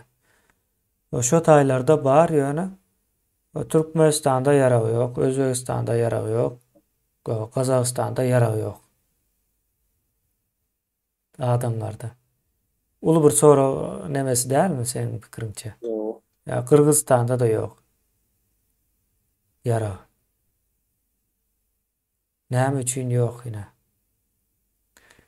Yoksam Ýewropada mesela orta sırlarda ýene nämede elmydama yaraly gezip ýören oklar, yani yerleşik bir durmuşda ýaşaýarlarda. Yanında o yara götürüp ýören oklar ýöne öýüniň içinde durýar ýöne. Bizim Orta Asya'daki milletlerde, yani Türkü milletlerde yara elmydama bilindedir. Bilindete. Ors gelýänçe yara elmydama bilindete. Yani yara iň ýakyn bir millet diýse bolýar da. Ne şahyrlarymyz okap göreýin vatandaşlar. Göne suwutnamasy. Yara näme diýip düşünýär. Näme diýip düşünýär, şol döwürde näme ýaşaýar. Yara gapdandadyr. Kemine ýene o ýaly soragy başga çyraga edip berseňem bolýar. Yara haýsy bolsa bir ýurtda yara ýani adamlaryň elindäki köpçüligiň, halkyň elindäki yara sany artdykça köpeldikçe demokratiýa gowasan şonça artýandyr. Ne bu näme üçin? Demokratiýa diýerler, demokratiýa bolsun, demokratiýa bolsun. Näme gerek bar diýýär yara demokratik ýurtda? Bu ikisi yine bir-biri bilen yankı batıgolu soran oldu. Onu kimine özümüzden bir näme görelim. Arasındaky yankı relationship diýil, yani näme diýil? İkisi relationship däldir, nämedir? Cause and effect mi? Yok, correlation. Yankı. Korelasiýa. Şonu barlak bölmeli. Yara ol belli, näme imkaniýetdir. Ama olmasa da yapayım, näme takminler näme çıkarıp şu ýerde demokratik indeksleri var. Bilen olary näme alıp ýa-da statistikasyny vermeli. Men pikirimçe şu yara artdykça demokratiýa nämesi artýar. Yo, näme de aýdym kanunlaryň döremegi iki taraplayın talapların orta noktadydyr. Yani iki taraplayın diýmek döwlet guruluşy bilen ýa-da halkyň arasyndaky çekeleşik bolýandyr, elmydama bolmalydyr. Yani köpçülik bir düzgünü tertibi ütgetjek bolsa şonu talap edýändirler. Ya da şol talap ýerine ýetmese proteste çykýandyrlar. Son kanunlar täzeden şekillenýändir. Son köçä çykmagam nämäni ütgetmese yaraga çelli gidip bilýär da, yani protestlerde yaraga nämesi son iç söwüş ýene nämeler tarapma çelli gidip bilýär ýöne netijede şol belli bir balansa gelýär. Yani dünýäde nerede iç söwüş bolan bolsa şol ýani iň soňunda guturup durup belli bir kanuny örülýär. Yani kanunun esasında duruyor da şu zat. Ve şonun ýaly bir ýagdaý bar o Aýdanyň o tarapyndan hava alsaňam şol bolýar. Ya da neme deline Orus gelmezinden öň ähli türkmenleriň topraklary bardy ýa-da suwuň akýan ýerinde özleri ekin ekip şo taýyn belläp meniň topragym diýip gektarlap yerleri bardy. İnanmasaňyz ullardan sorak görüň ýaş ullardan kolhoz sistemasy gelmezinden öň o ekin ekýän, mal bakýan o ata-babalarymyzyň topraklary barby ýokmudy özüne değişli. Soň ine kolhoz sistemasy gelen soň topraklaryny ellerinden aldylar, özlerine şor yerlere, çet yerlere çıkardılar da. Şonam näde? Aha. Yine şonam näde ettiler? O ellerine yara alıp. Yara dine yani 30 yılın içinde değil, ondan öňe o uzaklaştı. Soňa vaka av tüpeňleri täzeden ulanyp başladı. Näme üçin ulanyp başladysa topraklar bahar alındı da adamların elinden. Yani soňky 30 yılın içinde av tüpeňleri neçeli alındı. Näme üçin alındı? Ya bir plan düzülüpdür. O planın içinde yankı halk yaraksız olmalı, yankı şu zatlar eden vaktimiz yaraksız olmalı, yankı ajdarın vakası vardır. Yani arada käwre adamlar yara eline geçirip bilýär, yankı yara eline geçen vakti ondan şo gaharlandyrılan vakti näme bolup biljegini yani hemme kim şahit bolup da yankı ajdar vakasında. O näme var? Kenine bir eskeri özüňe getir, senip bir eskeri olsun. Esker ol, hakiki esker.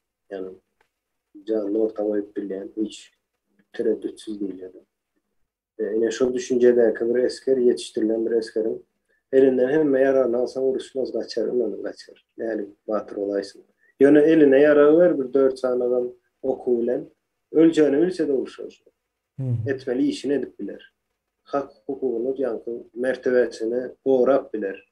4 sene. Yani öleceğini bilse de et ya sever elinde yara var. En azından. Yani şunu alsan o tapağı diyor karşısında kim olsa olaysın yani kaçmak bile olur. Sever hiç sadet bilmeyeceğini bile. Yani eline yara veren yağdığında ben ölsemem diye en azından mertebem bilen mertebem doğrap bilecek hemen var diye de ekipment. Mümkünçiliğim var diye. Ama mümkünçiliğim var, kurallarım var diye. Ya şu adamların elinden mümkünçülüğü almak var ya da yara almak. O mümkünçülüğüne alyan öyle sonralardan sesini çıkan aslında köp yerde görüyen de benim bizim halkımız içiyle ay sesini çıkmaya şey olur diye öğrenişen şey bir yaşamalı yine yok. Eline yara veren bunun 1 sekundda ütküye olardı. İstendik biriniz eğer vatandaşlar dinleyenler var olsa kimden politsiya olsun, komitet olsun, haysi birinin gepini çekersiniz. Haysi birine mertebenizi depil edersiniz. Eğer elinizde yarağınız ve içinde yekece yani oku olsa. Yekece oku var. Yani şu yağdayda siz şu pozisyada durursunuz. Karşınızda da onlarca komitet var diyelim. Şu onlarca komitet sizin mertebenizi depil edebilir mi? Yekece oku bile. Mümkün hiç kim. Belki vardır evet. Yani 90% adam şu yerde mertebesine koruma olsaylar. Öleceğini bilse de, türmeye basılacağını bilse de. Yine yönök öbür neyme bu hem yankı psikolojik taraftan hem sonralık tesiri var. Yara, caydırıcılık değil ya da belli ki tarafım sizden korkuyor. Yekece patronunuz olsa da 100 kişi korkuyor. Yekece patronuyla. Yani onu atmalı değil yani zat yok. Yine aydın yani mertebeniz hep böylese başkalarınıza yankı avrayınıza ziyan yetirecek olsa biri. Şimdi avrayı sözü bizde bilemek şu yükün manasını yani. Şonyalık yağdaylarda ve sen şu mertebene, şahsiyetine kanunu koramayan olsa onu koralmalıdır. Koralmayan zat yok zattır. Şonun için adamlar özüne yara almanın sebebi şonun diktatör olsun, terörist olsun, beylik olsun, tapağı yok. Yarağı var adam, kim olsa olaysın karşısında öleceğini bilse de hiç kaçan mertebesini belirtmeye. Hiç kaçan. Hmm. Şu yankı yara meselesi bir filosofiya ýalyk bir zat aýdym aslında. Yankı barlygy ýetýär-de, ulanmak hukman däl. Barlygy ýetýär. Köp meseleni çözmekde. Ine şonam yankı o bizim halkymyzyň elinden dol aýyrdylar. Soň yara ulanmagyny ullakan bir jenaýat hukmunda görkezdiler-de. Yankı bir sany ok urşun var ya, yara oku, tüpen. O şonu adam öýüne oklap, şonu tapdym edip türmäge basyp ýörenler hem bardy da yankı. Yaradan gowy uzaklaşdyrypdyr. Şonuň üçin yara sözü hemme kimi gorkuzýar. Yankı sözüň özü gorkuzýar yeterlikli ýöne. Sen aýtsyň ýaly yara ele geçenden soň, şu elinde tutandan soň psihologiýa çeppä çöwürilýär-de. Başaşak bolýar ýa psihologiýa yara gerek däl diýen adama o yara gerekli bolýar. Şonuň ýaly bir nemesi bardyr. Täsiri bardyr. Ýöne biz şol näme yaragyň näme üçin aýrylandygyna o düşünsek ýetýär bu taýda. Yara türkmenlere ýa-ni ysgynsyz hala getirmek üçin edilen zat. Şu zatlary ýa şu güne düşürmek üçin sessiz o nemedir bu? Genasittir. Sessiz genaside taýýarlyk ýa 50.000 adam ölüp o sesi çıkmayan bir yurt yok. Aydın ben dünyada göremem. 50.000 adam öldürürler de sesi çıkmaz. Onun ýaly yurt yok. Näde etdiler? Yara aldılar ondan sonra bilimsiz koydular. Atkan iş ettiler yani iziderle. Ama o halk o düşünmeli ya vaktinde düşünmeli için halkın günahı katı ulu köpçülüğün günahı katı ulu. Düşünen adamlar hem yok ettiler halkam şol yok edilen adamların ne için yok edilenini düşünmeyen oğurluk etti diye de. Oğurluk. Aydın oğurluğu şonu ýaly edip cezalandıran ýurdam o diňe Türkmenistan mı kendi yani dünyada. Bana birinciden oğurluk ettirtmeýärler. Aňsat edip bilen oklarda. Etmegi mümkin däl. Bularyň aýdýan oğurluk nemesi. Gaty bir erteki ýaly bir zat. Ol oğurlugy edýänçe bu görmän galmak mümkin däl bir döwlet nemesinde. Yok oğurluk edilýän olsa bar inandırıcı diýeli, oğurluk etdi diýeli. Ýöne sen oğurluk edýän olsa bir adam edipdir, iki adam edipdir, üç adam diýmek. Üçüncü adam diýen aýtýar da ýa-ni rasional pikirlenip bilen adam näde bir problem var, şonu çözeýin diýer.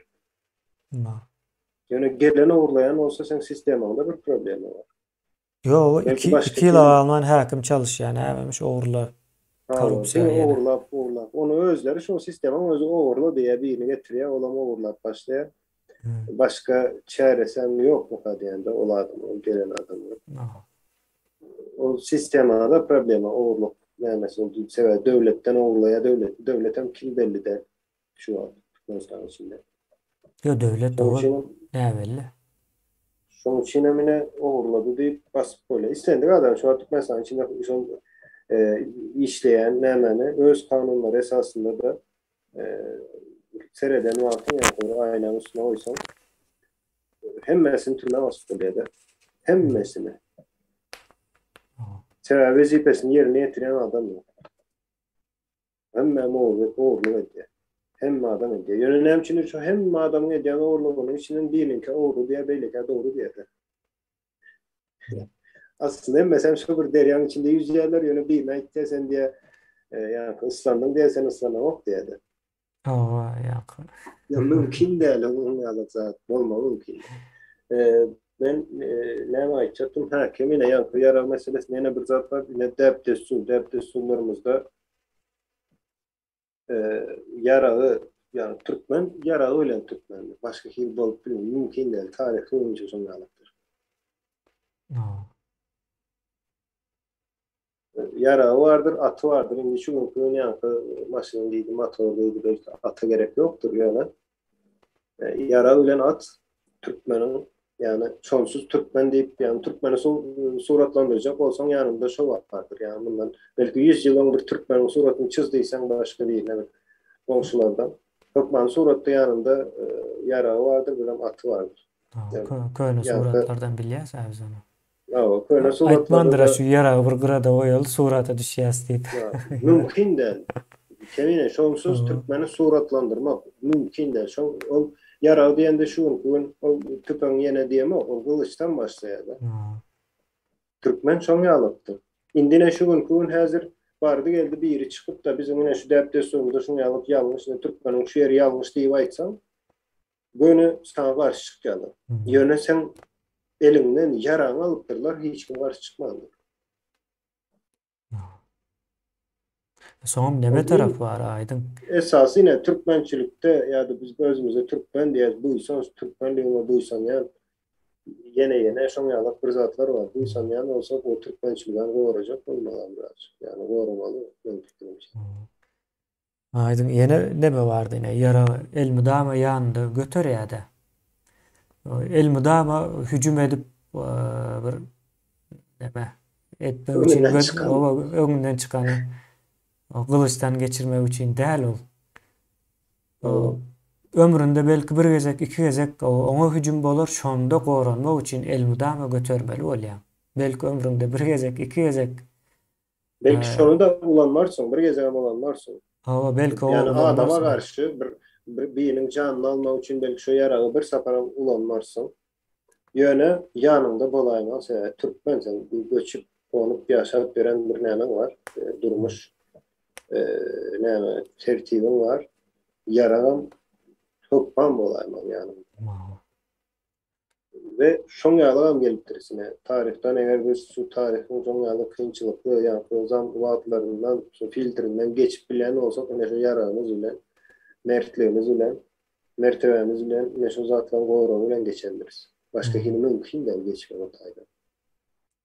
Häzir şu gün tarihte kynçylyklar ýaşansyn dünýäde. Ine yer meselesi ýa-da tebii ýa klimat problemalary bilen ýaşansa Türkmen gönül ýok, yani ýok hasagynda görün, ýok edip bilýär. Şo derejede aşağı taşdyk biz. Ya kimine tarihi seretken o tarihte bolan zatlar şu gün cennette ýalyk ýaşaýar. Hakykatdan tarihte okayan da ýa-da pikirlenmene wagt ýok. Hakykatdan ama pikirlenip bilen bolýar öňde çaý içip oturkan böyle urşa giden ya da çay içip oturkan öldürülüp bilýär. Şoň ýalyk bir ýagdaýlardan geçen millete Türkmen.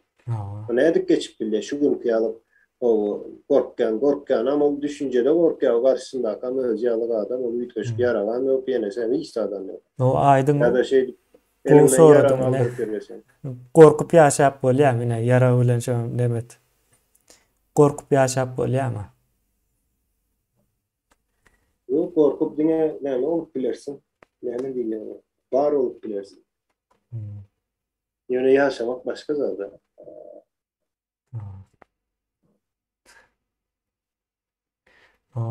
Gorkup ýaşamak sözüne. Şol düşünje de var, korkup ýaşaberersin ya, korkup ýaşamak. Korkup ýaşalanok. Ýaşamak diýmek. Gorkan olsaň ýaşamak diýmekdir. Ya korkyansın ya da ýaşayansın. İkisi başka zatlar. Bir yere gelen nokta ikisi. Ha o. Korkup ýaşayan diýmek näme diýmek bolýar? Uklap ýatyrym diýmek bolýar da. Uklap ýatyrym diýip aýdyp bolanok, sen uykuda watyň o sözlerini urup bolanok. Yani ben bilemem doğru näme bildimmi? Näme var da, uklap ýatyrym ýa-da men gelecek zamanda ya geçmiş zamanda ulanyp bilýärdi uklamak sözüne. Ya da men öldüm diýip aýdyp bilýär. Şo sözle men gurup bilmän, men öldüm. Yani doğru ulanacak olsam men öldüm diýsem, öldüm men diýsem, ölenden soň o sözle aýdyp bolma mümkinçiligi ýok hiç kim. Men öldüm sözlerini gurup bolmaýar, hiç kim urandan mümkin de. O korkup ýaşayan diýmegem edip soň ýalypdyr. Yani manasy ýok. Saçma değil, saçma değil. Ya korkansın ya yaşayansın, ikisinden birini saylamalı. Can etse o bir misal için yak uyku nemesinden o Şu wagt men uklap durun Doğru. diýse o kim anar? Öyle sotersen Ýa ukudatym hawa sen jaň etdiň oýandym bolmaly oyandırdın aslında. deyip bilersin. Ha. Ýöne gorkup ýaşamak mümkin däl. Gorkýan bolsaň o ýaşaň ok diýmekdir. Ýaşaýyş diýip bolan o.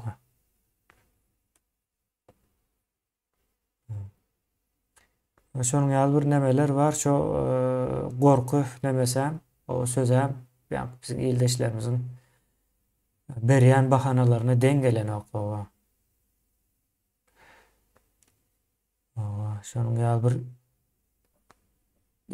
ýagdaýlardan geçýär. Ýöne bu reaksiýadyr. Ýani söz mysal üçin o siýasat sözü geçen wagtda o siýasata goşulamok diýip bir neme berip bilýärler-de jogap. O siýasata o ýani adamyň siýasatdan uzak bolma mümkinçiligi ýok. Guruluşynda şo bar. Adam siýasy bir haýwandyr diýär ýani. Aristotel'in söz bolaýmasa. Aristotel o adamı neme etjek, keskitlemesini berjek bolýar-da. Adam näme diýip sorasa siýasy bir haýwan. Haýwan diýmek canlı diýmekdir ildeşler ýani. Haýwan sözü aşaklaýjy bir söz manysynda däl, canlı diýmek. O arapça bir söz. Hayat sözünden gelýändir, hayat sözü. Hayat diýmek ýaşaýyş diýmek, canlı diýmek. Haýwan diýmegem ýaşaýjyl, canlılar diýmek. O adam näme diýip sorasa siýasy bir canlı diýip jogap berýär-de. Şonuň ýaly sen siýasatdan uzak bolup adam bolup bilen ok. Olam ýanky nämeden gelýär aýdym. Gorkup ýaşap bolan ok sözü. Siýasatdan uzak bolup adam bolup bilen ok. Siýasat meselesi mene nädi memnuniyetle uzaklaşıyor o siyasetten. Yani mümkün değil. Näde uzaklaşıp bilen elbette uzaklaşarsın. Yani uzak tesiri oluyor da. Ayda bir dağın başına gidip bir özünü yaşasan. Belki. Olam näme bolýar? Eýem adam manysyndan çykýar da. Yani adam bolamakda ýek özüni yaşamak. Mümkün değil diýip aýtýarlar indi adamyň nänesinde. Bir özüni yaşamak mümkün değil. Adamlıktan çykýar, insanlıktan çykýarmyşyň bir özüni yaşasan. Başka hil bolanak diýär. Şoň üçin bilelikde ýaşaýar. O tebiýy bir näme. Görendir zat. Indi ýanky siýasata goşulmaýan diýenlere ýa-da men goşulmak diýenlere aýdaýyn. Onda sen Türkmenistana gidip bilersiň şunu. Türkmenistan alyp barýan siýasatyna ýol berýär. Näme üçin dursun başynda şoň siýasatyna uýup. Ýa-da näme üçin Türkiýe işe geldi. Näme üçin Türkmenistan'a pul uğratýan? Bu zatdan hemmesem siýasatyn içinde sen diýme. Sen o da goşulma oň ýaly bir näme ýokda. Bu öňkü sözler, aýdym bu 1 ýyl mundan öň köp ulanýan sözler. Soň ýene bir söz bar, gülmekden ölersin. Ýa-da şu diktator hemme ýerde bizi izarlaýar, görýär diýip bir näme ulandyň-da. Şo wagt ýadyma düşdi. Jaň edýärlerde telefonumuz dinlenýän däldir diýip aýdýar-da. Endi bu sowatsyzlygyň berdirýän sonra bu. Şimdi telefonyň nämeligini birinci bilmek gerek. Telefonyň ondan soň näme işleýänligini bilmek gerek. Ondan soň şu aratnaşyk nemesi bardyr. Servisi. Onun näme diýini bilmän soň onuň hem näme işleýändigini bilmän. Yani şu taýda 4 zatdan habardar bolmaly bolýar. Dinleme meselesinde. Şonuň üçin şu zatlar bilmänligiň üçin sana ýa-da gülkünç soralar sora diýär-de. Men hem soň başta ýok dinlenen ok diýädim. Ondan soň belli bir wagtdan soň gülkünçem bolup başlaýar. Soň näde dinlesin diýip soraýardy. Bilemok bir bardyr bir ýol bilýändir diýerler. O ýanky näme gidýär-de bu Putin diýär-de Putin güýçlü diýilýär da sen Putin tanan ok güýçlüligini nereden biljek? Oruslar o meselede yankı dinleme meselesinde ben olan haker meselesinden tek bir özüme näme oýdum bir barlak görjek hakerler näme. Şimdi Oruslar näme üçin dinläp bilýär? Vatandaşlar dinläp bilýärse ýene göz oňuna ýetirim. telefon olan Samsung teknoloji onu orus öğretti telefonu. İnternet vardır yani World Wide Web deyip ondan sonra beylek protokol nemi HTTP olmalı. Ha. Protokolü var. Bu zatların hemmesini orus öğretti. Ondan sonra teknolojide yeni ne var? Hazır nano teknoloji deyip çip meselesi. Dünyanın hemme çiplerine oruslar öndürüyor. Oruslar dörötüyor ve şolun teknolojilerin esasında dörödü.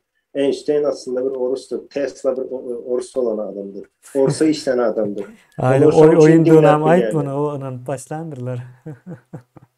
Yok monça musaldan Düşüneceğine sonra yani aydın bilmez. o şu Dinlep dinlep bilecek ne için dinleyen adamı men ne katı ervetname yerim ne için dinlep bilen adam aydalı Amerika'da sebebi Amerikan teknoloji firmalarına seyretken ya da ne için Germanya'da ne için yankı Yahudiler dinleyen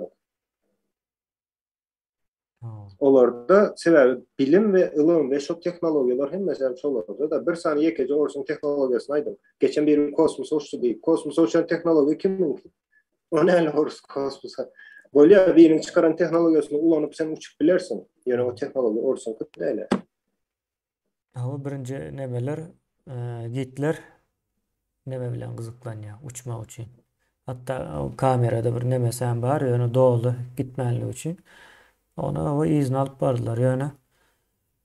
O Şimdi hem birinci mesela kimine kosmosa o yankı adam çıkardı deyip tarihe geçti. ya o adam çıkardığı geçtiği yöne kimine çıkarıp bilirsin. Yani çıkarma için yankı raketası vardı o kosmosa belli bir derecede güç, ittirici güç olmalı. Yerden Hmm. çekiş gücüne çıkıp bilmek. Çok gücün, çok e, teknolojiyanı çizen, yazan, döreden orus değil.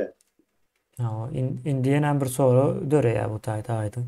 Yani şu Ukrayna'da Ukrayna askerlerinin nerede o indi Ors neme Sputnik nemesinde değil de Hemra nemesinde vat o olsa ne hemçin bilen o. No, bu kameradan görüp yerini tespit etkilerim kamera çekiyor soldatlar. Ee, Ha. yani Ukrayna'nın askerleri ya da askerender olan entek asker olan ok asker için tayarlanmayan bir kampları var.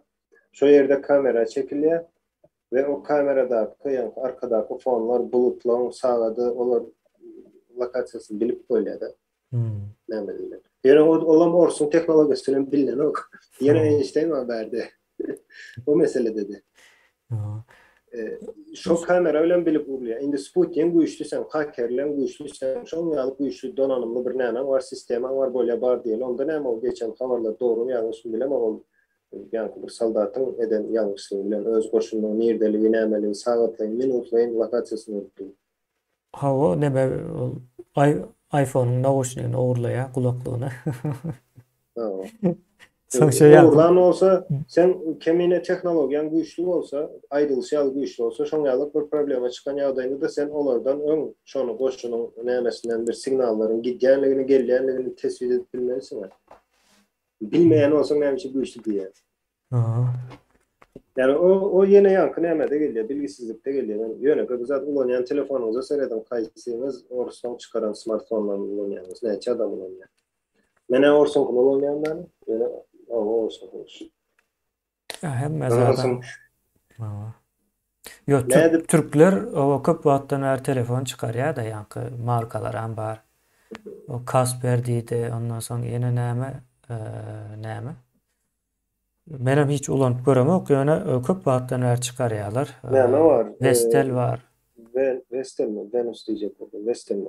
Ya, Vestel ama şu Vestel onun ne zaten tamamlayan bir alıcılık vardır. Belki o, beyaz eşya diyorlar. Öy genç, öy nemeleri. yani ne Şu hemçin orsun kuyu. telefon girişiminde bulundu.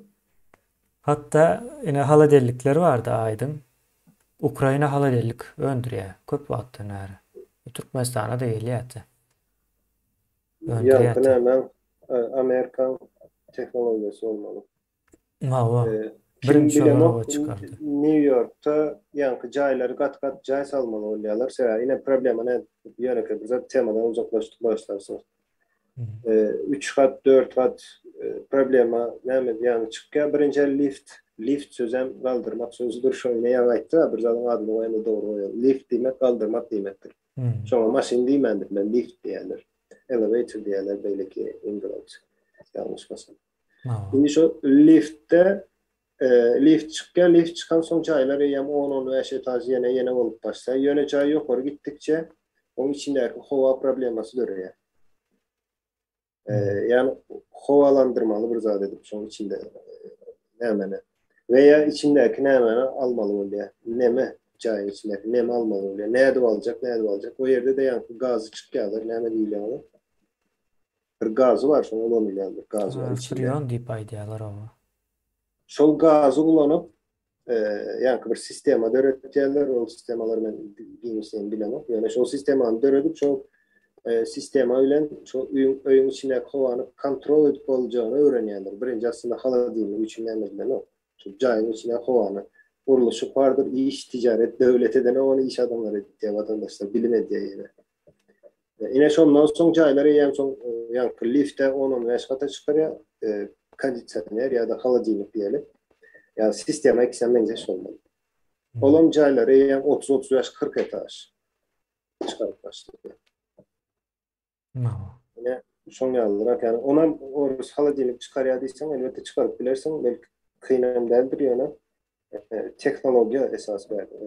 Yani vacip bir zat. Ay yok bir markası yok diyecek ol yani yapı. Satıp yani hiç zadı yok yani güçlü deyip bir propaganda var oğlum yani soğutsuz adamların aklında galiba bu zat. Yine şu an Ukrayna uğrusunda görüp dursa ya da dünyanın andırıp biliptirler de. dünyanın o inandıran olmakları mümkün yani onu şu ayının üstünde yani muskullarını görkez bilip barayan Putin yağlar edip ne diyorlar. Onu kovu bilyendirler yani şunun gel bir ne ettiler yani tanıymallaştırdılar da popülize ettiler.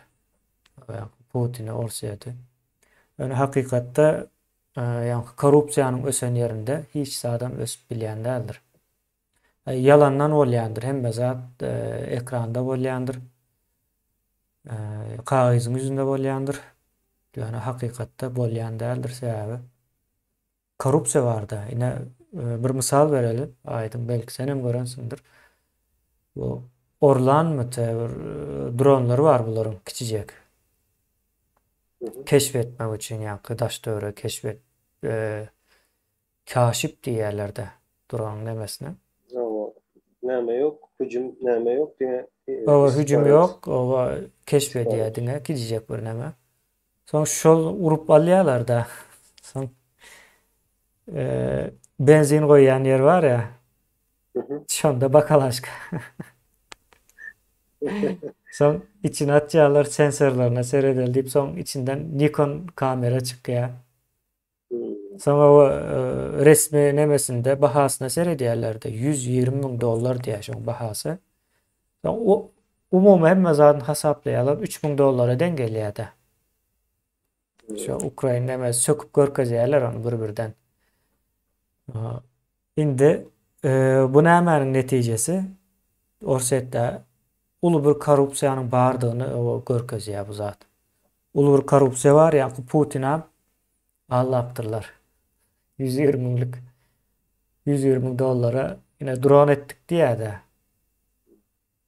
Yani hem sensörleri o neme amatör nemelerin alıp bilecek zat da o. Hem kim edip biliyor. Edip ondan hem kovusunu edip görürler de yankı. RC nemeler vardı.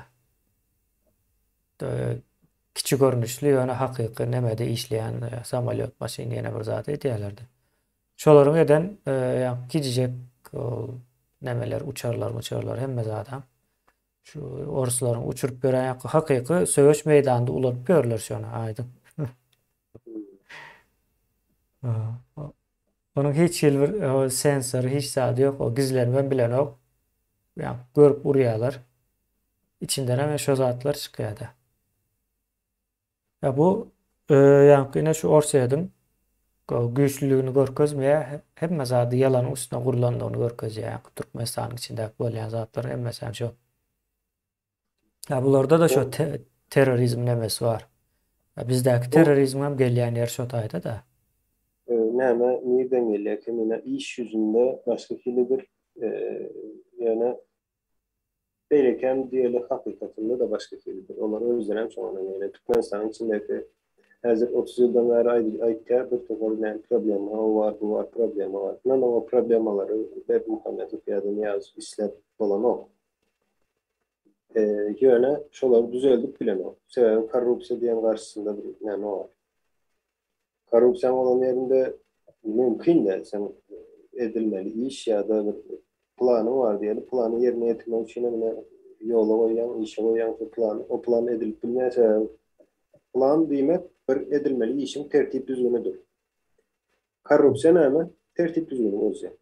Soňra o plan amala aşsyn. Ine ýönepe bir zat aýdaýyn Türkmenistanda aýdaly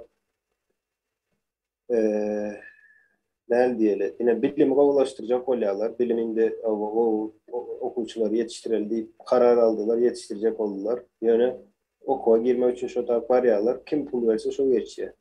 Bilim nerede berdi? Onu etmediği aýdyp bilermi o? Näme? Niýazow. Aýdyp bilen o. Näde aýtsyn ol? Rektora ýa-da beýleki.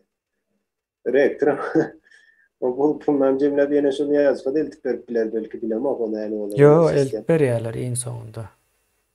Ýöne islen yankı islen nämesi kadr ýetişdirmek. Aýdaly şu informasiýada, informasyon görüşde ne şu taşynda bolan näme garşy bir topar boljak bolýar diýen. O kurmak üçin näme gerek? Spesialist gerek. Ýöne o tabii işe girmek üçin pul girýär. Ýani spesialist giren o. Soňra da işlem o. Ine korrupsiýa diýeriz. Avukatlar wetsat. Korrupsiýa aslında yankı köpçülüğe, halka ziyan verenden şuňa terörlere has köp ziyan berýändir. Adından gelýär, ähli umumy ýykyş, ýok ediş diýmek. Kişini de sistemalary ýok edýändir. Uruluşlary ýok edýändir. Başka hili bolup bilmeýär, o keskitlemesen şol yani tarih onu suud edip gelýän näsipler we adyny özü hem dönüp adyny özü Türkmençe terör diýende ähli umumy ýok ediş, ýykyş şoňa manysy var. Ýok edişlik. Ýene bir näme var, gyzyk tarapy ol iş ýüzüne diýesene Türkmenistan hiç kaçan hiçbir problemini çözen däl şu ýöne. Ýöne çözdüm diýip görkezýändir. Ýine on etkäs, bunu etkäs diýip watan habarlarında azyk harytlaryna zawod açdyk, fabrik ýene bir zat görkezýändir. Ýöne näme üçin şol önümleriň bahasy arzanlaryny ýa-da halk şonu alyp bilemok. Sen iş ýüzünde şo zatlar ýok. Mesela aýtýan Putinle şeýle görkezýärler, ýani tawarynda ýa-da satmak üçin baha kesýärler, etdik diýip rapor berýärler, Putinle bir zatlar ýasadyk diýip. Ýöne iş ýüzünde, işe gelince ne işe geldi, uruş var, o ulanmaly da şolary. Nerede o ýasanlatlar, ne ýasadyk ýöne kardondan. Şoňalyk. Türkmenistanda da ertesi bir gün bardy, elinde halk hak hukuku talap eden ýagdaýynda şoňa garşy 30 ýyldan beri taýýarlanýan ýalydylar ýöne hiç saat. Çökkä, gönü çökkä. Hiç saat. Bir sagatyň içinde mümkin dälse hiç arkasında bir näme ýok. Olar pikir etdiýän pulu toplasak, şo pul bilen hemme zat edip bilýär, ýöne gynansak da pulu näme edip bilýär, pul bilen sen adamlaryň ýani saglygyny, ýani pul berip saglygyny gowlaşdyryp bolanok da. Ya da pul versen bir adama $1 milyon versen ol birden akıllı bolanok. Yani bilmeýän zatlaryny bilip başlanok. O pulun ýaly güýji ýok, yani ýaly güýji bar diýip hasaplaýarlar, ýani düýbinden pul uzat dene. Yani şoň üçin iş ýüzüne gelende ona ýakynda görersiz, iş ýüzünde de bulan ýani terörist toparynyň güýjini, iş ýüzünde näme güýji bar. Şoňa görkezmeli olanlar oldu. Ýok, men şu wagt bilýän onda hem boljany. Köp vatandaşlarım bilýändir. Halk birden bardy geldi. Halkın 5% o yeterli. Şu an Türkmenistan ýylatyn 5%, 3%.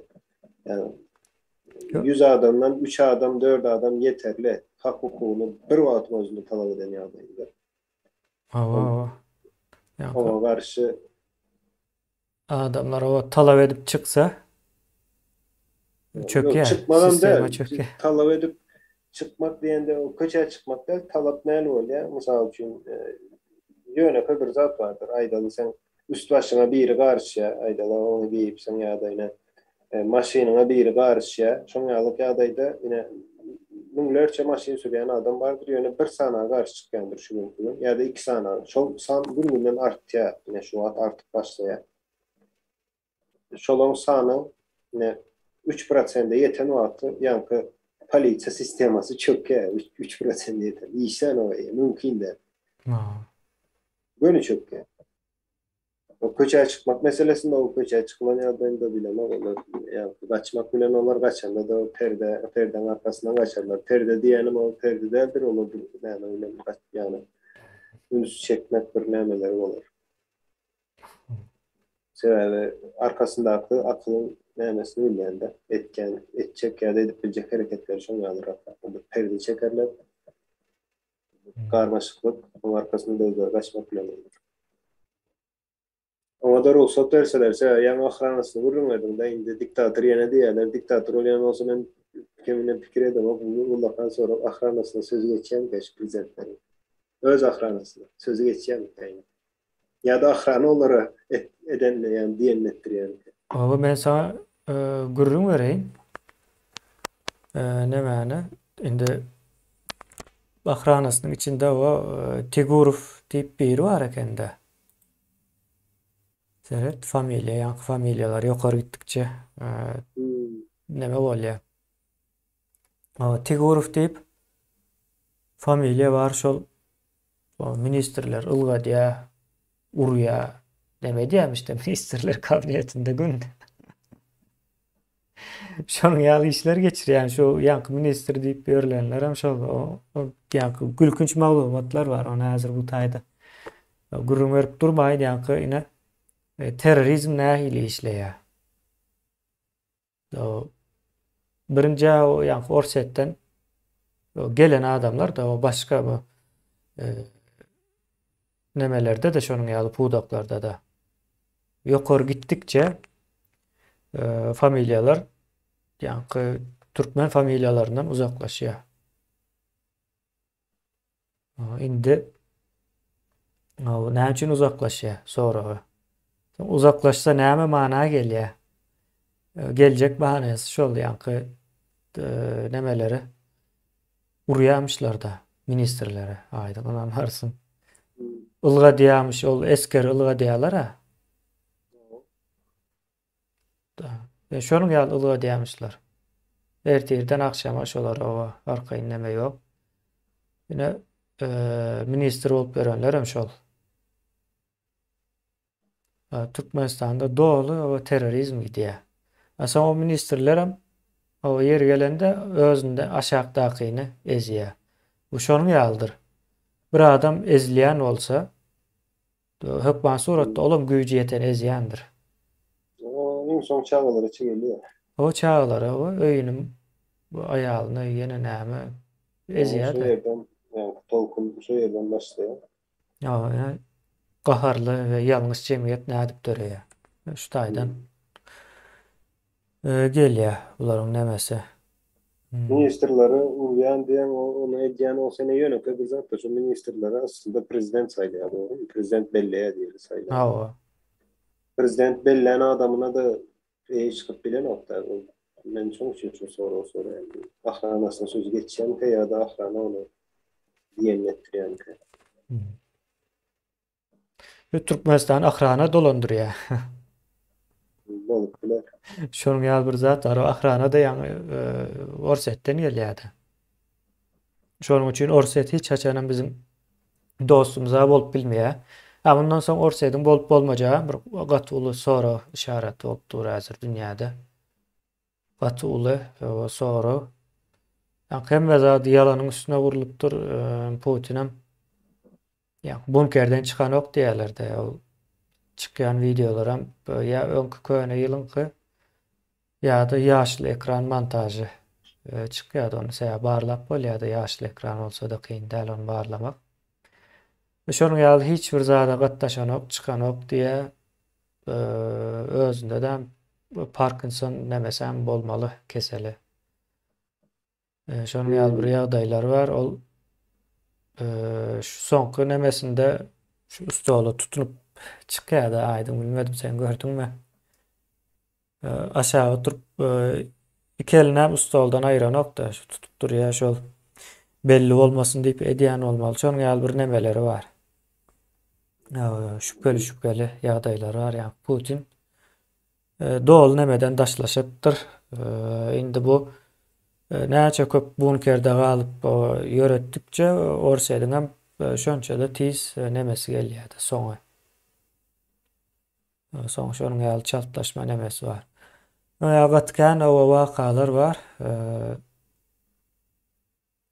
Bu bizim hava peýdamyza ýa-ni nemeleriň indi bundan soň eýeleri ýok, agalary ýok. Baş başa galdyk. Hiç kim goramaýar. Ne halkara nemede goralýar, ne de başga bir ýerde goralmaýar. Nemesi ýok. Yani halkyň elinden hiç kim bular halas edip bilmeýär bugünden soň. Bu zat bir günde boljak zat däl, ýoş-ýoşdan bolýar. Bu bir giden jemgyýetiň üýtgemegidir. Jemgyýetler o üýtgemek üçin gaty köp taýýarlandyrylýandyr. Üýtgen wagtdan bir günüň içinde üýtgendir. Soň bilmeýän adam bir günde hemme zat üýtgedim diýip pikir edýär. O zadyň nemesi gidiyor. Üýtgejegine yani şu bizde bir katı erwet näme var kemine. Üýtgemez diýerler. Sebäbi bizde tarih bilgisi ýok. Tarihi bilmän sen geljeň üýtgejegini bilip bilmeýän. Sen pikir edýän ine şu agaç hemişe şoň ýaly bolar diýip. Yani agacı 10 ýyl öňden bilýän bolsaň şonu 10 ýyldan soňdan bilen ösüpdir diýmek. Ýene 10 ýylda bu ösüjek, üýtgejek diýip bilip bilýändir. Ýa-da gurap barýan bolsa guraýjak diýip bilip bilýän. Dogrymy? Bizde ýöne bilinok. Ine näme diýerler-de? Essiriň dargajagyny diýe hiç kim bilenokdy diýerler. Unananokdy diýerler. Aydın ayt, men hazır komentary okap berjek, şo taýdan bir mysal berjekdim. Ýöne essiriň dargajagyny näçenji ýyllar? 50-nji ýyllarda ýazylýar. 50-nji ýyllarda essiriň dargajagyny ýazýarlar. Sebäbi bu adamlar bilýän adamlar, sistemany bilýärler, ykdysadyýetyň näle işleýänligini bilýärler we jemgyýetiň näme diýilýär o? Özgörüşini, üýtgemegini, jemgyýetiň wagta göre näde üýtgenligini düşünýän adam saklap bilmejegini bilýär şo sistema. O sistema bilen yani dowam edip bilmez diýip aýtýarlar. Onuň ýalňyş mesela aýdyp geçdik şol essiriň dargajagyna. Ýöne essiriň içinde ýaşaýanlar näme üçindir? Essir dargap duran tägem ýok. Yine birleşer ya da ýoň ýalza. 2 ýyl sürüpdir şol neme onanmaklary. Dargandan soň. Ýene bir zat aýdaýyn kemine. Essir şol döwür dünýäniň iň güýçli bir nämesidir ykdysadyýet. 80-nji ýyllar beýleki dünýäň beýle galan nämelerinde oňalyp bir tertip düzgün halkyň ýaşaýyş şertleri hiç ýerde oňalyp zat ýokdur. Yani ortalamany aýtýan men. Ortalama hava. Ya baýgar nemesi boýunça. Onu aýrýarlar. Indi köpçüligi näme diýip göz öňüne tutalar. Standart bir durmuş bar. Şoň okuma ýazma nämesi essirde gatyryş, okuma ýazma diýende okap ýazyp bilýän adam sany. 90% üstü. Ol hiç bir dünýäň ýany mümkin däl diýip pikir edýärler. Essir şoň ýaly güýçli. Ýani şunkur Ruslardan, Rossiýadan essir 15 esse güýçli bir döwlet ykdysady tarapdan, esker tarapdan, goşun tarapdan, ol hatda tehnologiýa tarapdan korrupsiýa ýokdur. Şol döwrüne göre goşuny tarapdan iň güýçli döwlet birden darga kitýär, ýöne şu Ruslar ýa diýsen näde dargasyn diýenler bar. Gyzykly zat. Oturun görersiňiz, şol wagt ýöne ýalňyşyňyzy boýnuňyza alyp bilseňiz boldy, ýene Russiýa dargan soň Russiýadan pasportyny gözläp gezip görmän. Yani diyecek bolýan zadım. Ya da essir dargama diýip 2 ýylla bawa prezident ille bilmän ýörenlerem boldy. Ya da bir kanun, konstitusiýa çykyp öz başdaky näme diýini düşünip bilmän entek şu Orus şu gün könem entek Oruslar diýip görenlerem bar. Olar essiriň goýup giden zadyr. Ine men şolara aýtjak boldum, aýtjak diýdim. biri neme yazıyor? Ors taraptarı. Bir ildeşimiz olmalı da. Orsuna o ömrüne götürdü onu kabul edip bilen nokta. 6.000 ýadyny bombasy bolan ýurt näçin dargasyn diýe, o diýen zatlaryň gulagyna eşdýärmi diýip soraýar.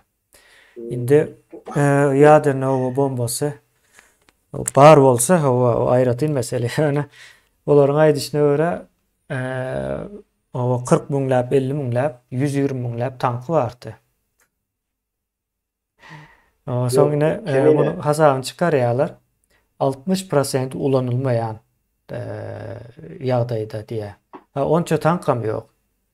Ýani bary ýanky nemeden Sputnik'ten bağlattılar da men onu dengeldi gördüm. O şolaryň hem 60% derde yaranok, ýöranok. Bu birinci mesele. Ýani orsuňa onça ýadyryny bombasy barly, ýoklugy tartışylar mesele. Ýani bolmanlar bularyň hem aýdan yaralary o var, bu var diye hem zady yalan bar bolsa näçe ulananok we söweşi 2 aýdan bäri bir şäher alyp bilenoklarda şu wagtda çelle. Soň beýleki tarapy var bu işin. Ýani Sovetler döwründe, ýani SSR döwründe de barda ýaderyne nemesi. O. Yok o kemine sonra näme düýünden men o ýalňyş diýip O dargama bilen ýaderyny bombanyň arasyndaky nemäni bağlanşyp ýok ýani. Menem şoňa getirjek bolýanda ýani o Sovetlerde de bardy ýaderyny bomba ýöne dargada. Demek hatta dargan wagtlary men bir leksiýany dinledim de, gaty uzun bir leksiýa. Sovetler dargan wagtda adamlaryň ýani ýaderyny bomba satjak boluşlary barada. Bir tema bardy içinde. O ýani iň arzan baha ýaderyny bombany. Şoň nämesidämi o Amerikada? Sen öwretdiň ýa-da köçede sat. Ine şonuň ýaly bir neme bar. Ýaderyny bomba bir siýasatdyr, ýani gorkuzma nemesidir. Yok, mesele berde kemine şu zada yazan vatandaşa da komentarisi için sağ olsun yine vatandaşın fikirlerini görsün. Devletin ya da bir cumhuriyetin fundamenti ýadyryny bomba mıdır? Milleti bir arada tutjan ve şol ýanky territoriýaň üstündäki öz ygtyarlygyny berýän güç ýadyryny bomba mı? Birinci şu soragy öwren, soň aýdarsyn, onda 1000 sany ýadyryny bombasy var, o 100 ýyl ýaşar, beýleki de 3 sany var, 3 ýyldan soň ýok bolar diýip soň näme tezlerini döredip bilersin. O mesele bardy. Ýöne ýadyryny bomba bilen döwletiň dargamaja döwletiň guruluşy, döwletiň bekasy diýil. Ýadyryny bomba hiç kaçan bolan däldir, bolman bilmem mümkin däl. Iň erwet bir ýara diýip ulanmak gadagan şu dünýäde. Ulanan yeri ýok şu wagtda çyn. Atom bolandy ýöne ýadyryny ulanan. Ine SSR onda ýadyryny bombaň güýji bar bolsa SSR dargajak wagty şol bilen ulanaýmalyken dargamaz geldi ýa-ni. Ýadyryny bombasy var da şu atomly bomba. O indi şoňa değişli neme ýazýar, Sowetlerin öz darganyp dargatdylar diýädi. Kim dargatdy? Bular özü darganyp dargadarlar. Özü kim dargamak istesin. Soňra dargatdylar. Ýene bir näme bar da external. Hemişe şonu näme diýerler? Biz external näme? Daşky faktor. Daşky faktor günäkär. Daşky biri günäkär diýerler. Biri. Ýöne bir zat. Şu zat var kemine sen pulumu oğurlatsan sen günahkar mı oğurlan günahkar mı? Sen şonda aydar mısın? Pulumu oğurladılar. Mene oğurlattım diyelim. Men ettim onu. Men oğurlattım. Men şona çıksam bir onu üpçin etsem şona oğurlap bilmez ha. Oğursan bar, beýleksen bar. Dünya şoň ýalyk yer. Bakşy bir yer. Şoň üçin hemişe ine şoňa gapmagarçylyklar, şoň üçin hemişe goro problemasy, holsuzluk problemasy şoň üçin dörýär. Ýöne sen o ağzını açıp oturdun, puluňa oğurladylar. Aýtmak sana mümkin däle. Yok men o adam ýöne oğurladylar, näme diýin? Men günäkär däl diýip biljekmi sen? Diýip biljekmi? Aýdaly ertine ýöne pezat bu näme de gaty bu enellerde bardyr. Eneller bu zady dogry düşünýär. ya da ayal maşgalaların ene olan hem mesela aslında sereden ayal maşgalalar bu meselelerde katı oldu daşardan bu iş değil mesela onlar çağı yetiştiriyor çağısında bir zat olsa özünü nekerleyendir ve doğru zattır. Çağan aydalı e, bir yankı demediği mörmöcek çağana bir zat etti diyelim çap bir yerine bir zat oldu. Çağana göre yankı mörmöcek nekerleyecek mi ya da özünü ya da çağanı. Ne olsa özünü nekerler. Yani seyretmeyendirin diyer. Ne orsun darlamasında da şu zat var. Beyleki devletlerde de mendine daşarkı güçler, daşarkı güçler hem işe bağır, hem işe bağlar.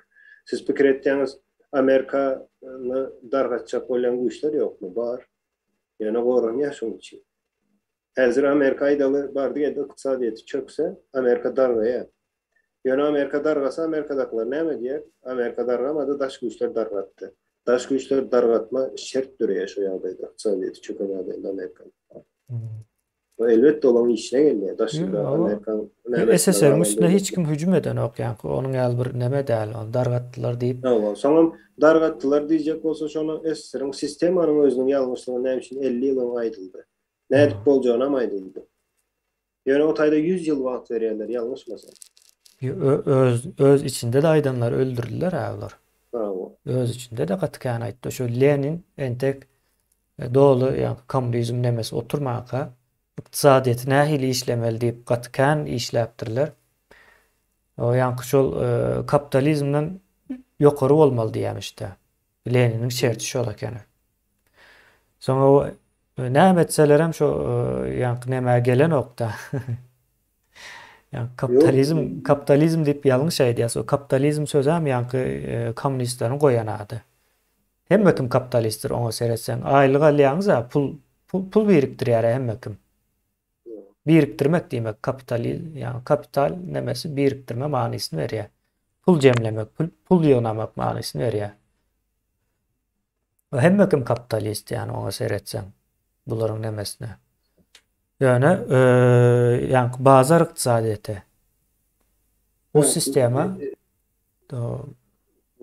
güçlü sistema bu yani bu tabiatta yani adam zattan öňe bar zat diyen ýaly o düşünsek hem bolýar. Yani Yok. barlygy adama bagly däl. Kemine yönöke bir zat var. Yine istendik edilen iş bir çıktaycıdır doğru mu? Hawa. İn olmanda vaqtın çıktı yani vaqt çıktaycısı var. İnsan o çıktaycını karşılamalısın. Kim, haysi bir adam, haysi bir şahs, haysi bir firma bir zat üçün aydalı 10 manatlık çıktaycı edip şunu 1 manada satıyor. Dine esir satyandır. Esir şunu satıp koydu, sattı. Şimdi o çıktaycıları kim yankı, minusları kim yapmalı? Şunun için halk edil garıncayalı işlendir, giyici gündeyiz. Ve hiç bayan bol plan değildir, mümkün değil.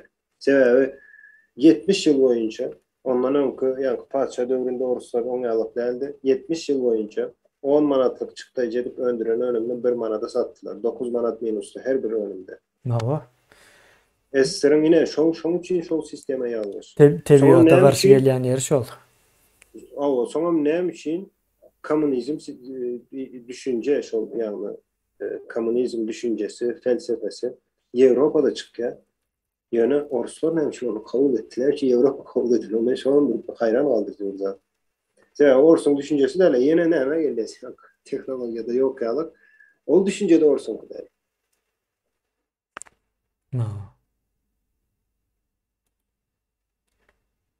Bu zatlar yine ne mezat bu biz ait vatandaşlar bu zatları ne bu sistemalar hakkında biz ait diye fikir etmem ben o hakkında hiç fikrim yok. Yani okusanız bizden şu an aracı bilirsiniz bana özüme. Çünkü aydılan yazılan yani 19. asır doğulu yani yani 19. asırın sonu 20. asırın başı o yine şu iki dövür vardır, şahıslar vardır yani. Kat hayran ağlarsınız. O çizip yazıp düşüncelere, orta atılan fikirlere yine şunları hazır birazcık başarılarımızdan ayıtlayacak böyle.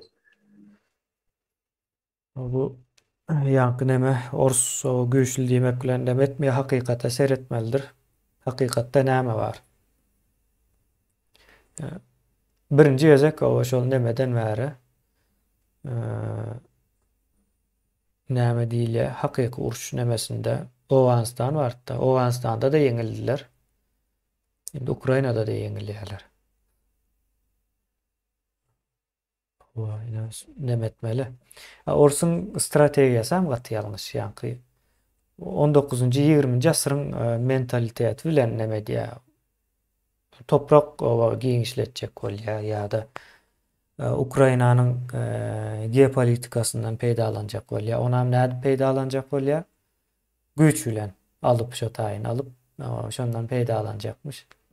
Ýöne 21-nji asyrda dünýäniň guruluşyndan habary bolmaýan Ors bardy öňümizde. Gelbem ýeten ýer şo indi. İçindäki pul hawa näçe wagtda ýetýär? O bir soru alamaty. Giden ýerine çelle o gitmeli bular. Ýanky Ýewropa ýa-da Ýewropada diýmeli, Ýewropa goňşusy bolan üçin aýdýanda dünýä döwletleri 21-nji asyrda düýpli başgaça işleýändir we başgaça geleceğe tarap seredilýändir. Ýani Orsun kıyalak barbar, ýa 20-nji asyryň düşünjesi bilen gezip gören döwletiň orny ýokdur bu 21-nji asyrda. Şonuň üçin hem ortadan aýyrýarlar. Görünüş şol. Karara geldiler. Şu wagt edilýän zat şol, ýuwaş-ýuwaş şoňa dogry gidýär. Ukraina Krym alýar. Beýleki ýerlerini alýar. Gerek bolsa Belgrad bardyr. Belgrad hem aslında Ukrainalaryň ýeridir. O taýynan belki alma niýet etseler, onu alarlar. Japoniýada öz adalaryny gozwaýa, olar hem öz adalaryny almakçy taýýarlyklaryny görüp görýär. Näme şoňa bolýar, häzirine ýanky dargama diýse. Dargamak meselesi ine şoň edil kenine aýdyşan bolýar. O dargaýa diýende Putin çykyp Orusy darga diýip aýtmaz. Ýuwaş-ýuwaş nämeler bardyr. Bölgeler vardır Orusy. Şo ýerde ýanky kuruluşlar biz Moskwa baglydan aýyp boljak diýip başlarlar. O yerlerde de ýanky millet Orus olmayan kende ýaşaýanlar. Ayrı, indi soňa dargamaja bolsa atom bomba bilen urmaly bolýar şo ýerine öz-özüne. Altının sana atom bombası var diýen vatandaş. Yani dargamak şoňalyk bolýar. Kıyın mesele, gittikçe kıyın Orusların nämesi yani empati kuracak olsak adamlara, yani Orus'un şu an alıp veren ideolojisi belki özleri için bir hak vardır, haklıdır. Yani özü için hem işe haklıdır. Yani o teritoriyanı ve dürlü milletlerin emele getiren bir yani ilatını kontrol etmek şu anki dünyada mümkün değil. Yani. Şu problemi var. Ya o topraklar boşaltılmalı. Birentek giden toprak boştur. İşletmem bilen okuna. Mümkün değil, işletmek.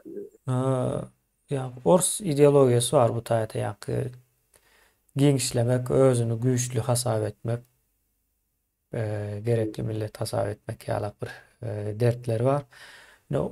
Türkmenistanyň hem ýanky ýa-da Orta Aziýanyň hem problemasy şo taýda. Orta Aziýany özüniki hasap edýär. Şonuň üçin 30 ýyldan bäri gazyny alyp pul beren okda. Pullaryň hem meclis taşyna çykypdyr. 30 ýyl ýanky o garaşsyzlyk hekaýasyna gürrüň berýän. Ondan öňkisi ondan öňem alyp görlerdi. Ya Türkmenistanyň içinden gaz çykýar ýöne Türkmenistandaky esir wagtynda öýleriň içinde ýanky gaz bilen ýyldylan ok.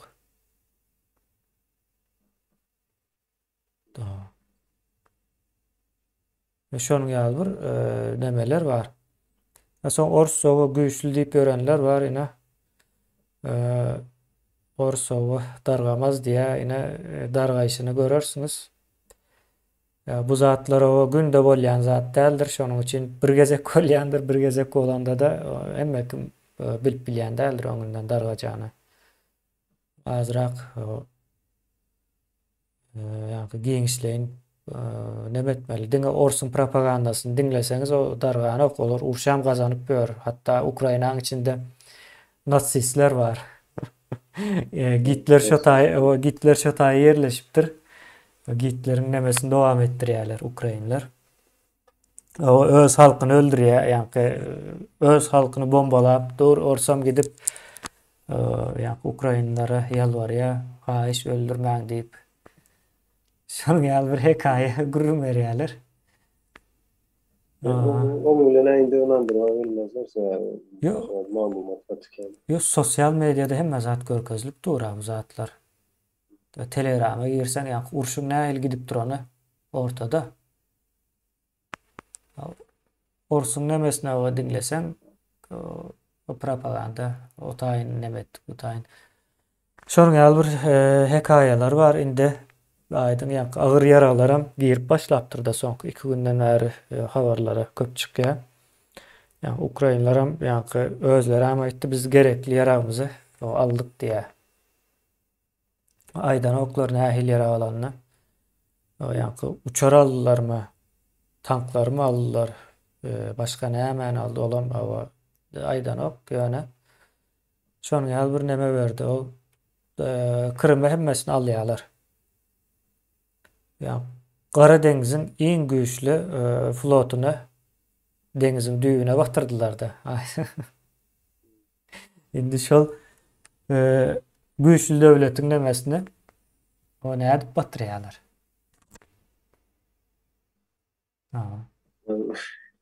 Onun flot ama yok Ukrayna. Yo bir sancak gemisi var neme. Yeniden hemme zatdan bir san var aýdym. Yalandan da. Yine deniz gemileri Türklerde de gatykän ekende men bilemokdum sebäbi ýa-ni Gresiýa bilen arasyndaky neme sebäpli edýän bolmalylar. Gatykän o ýa-ni deniz güýji güýçli Türkiýanyň mysal üçin.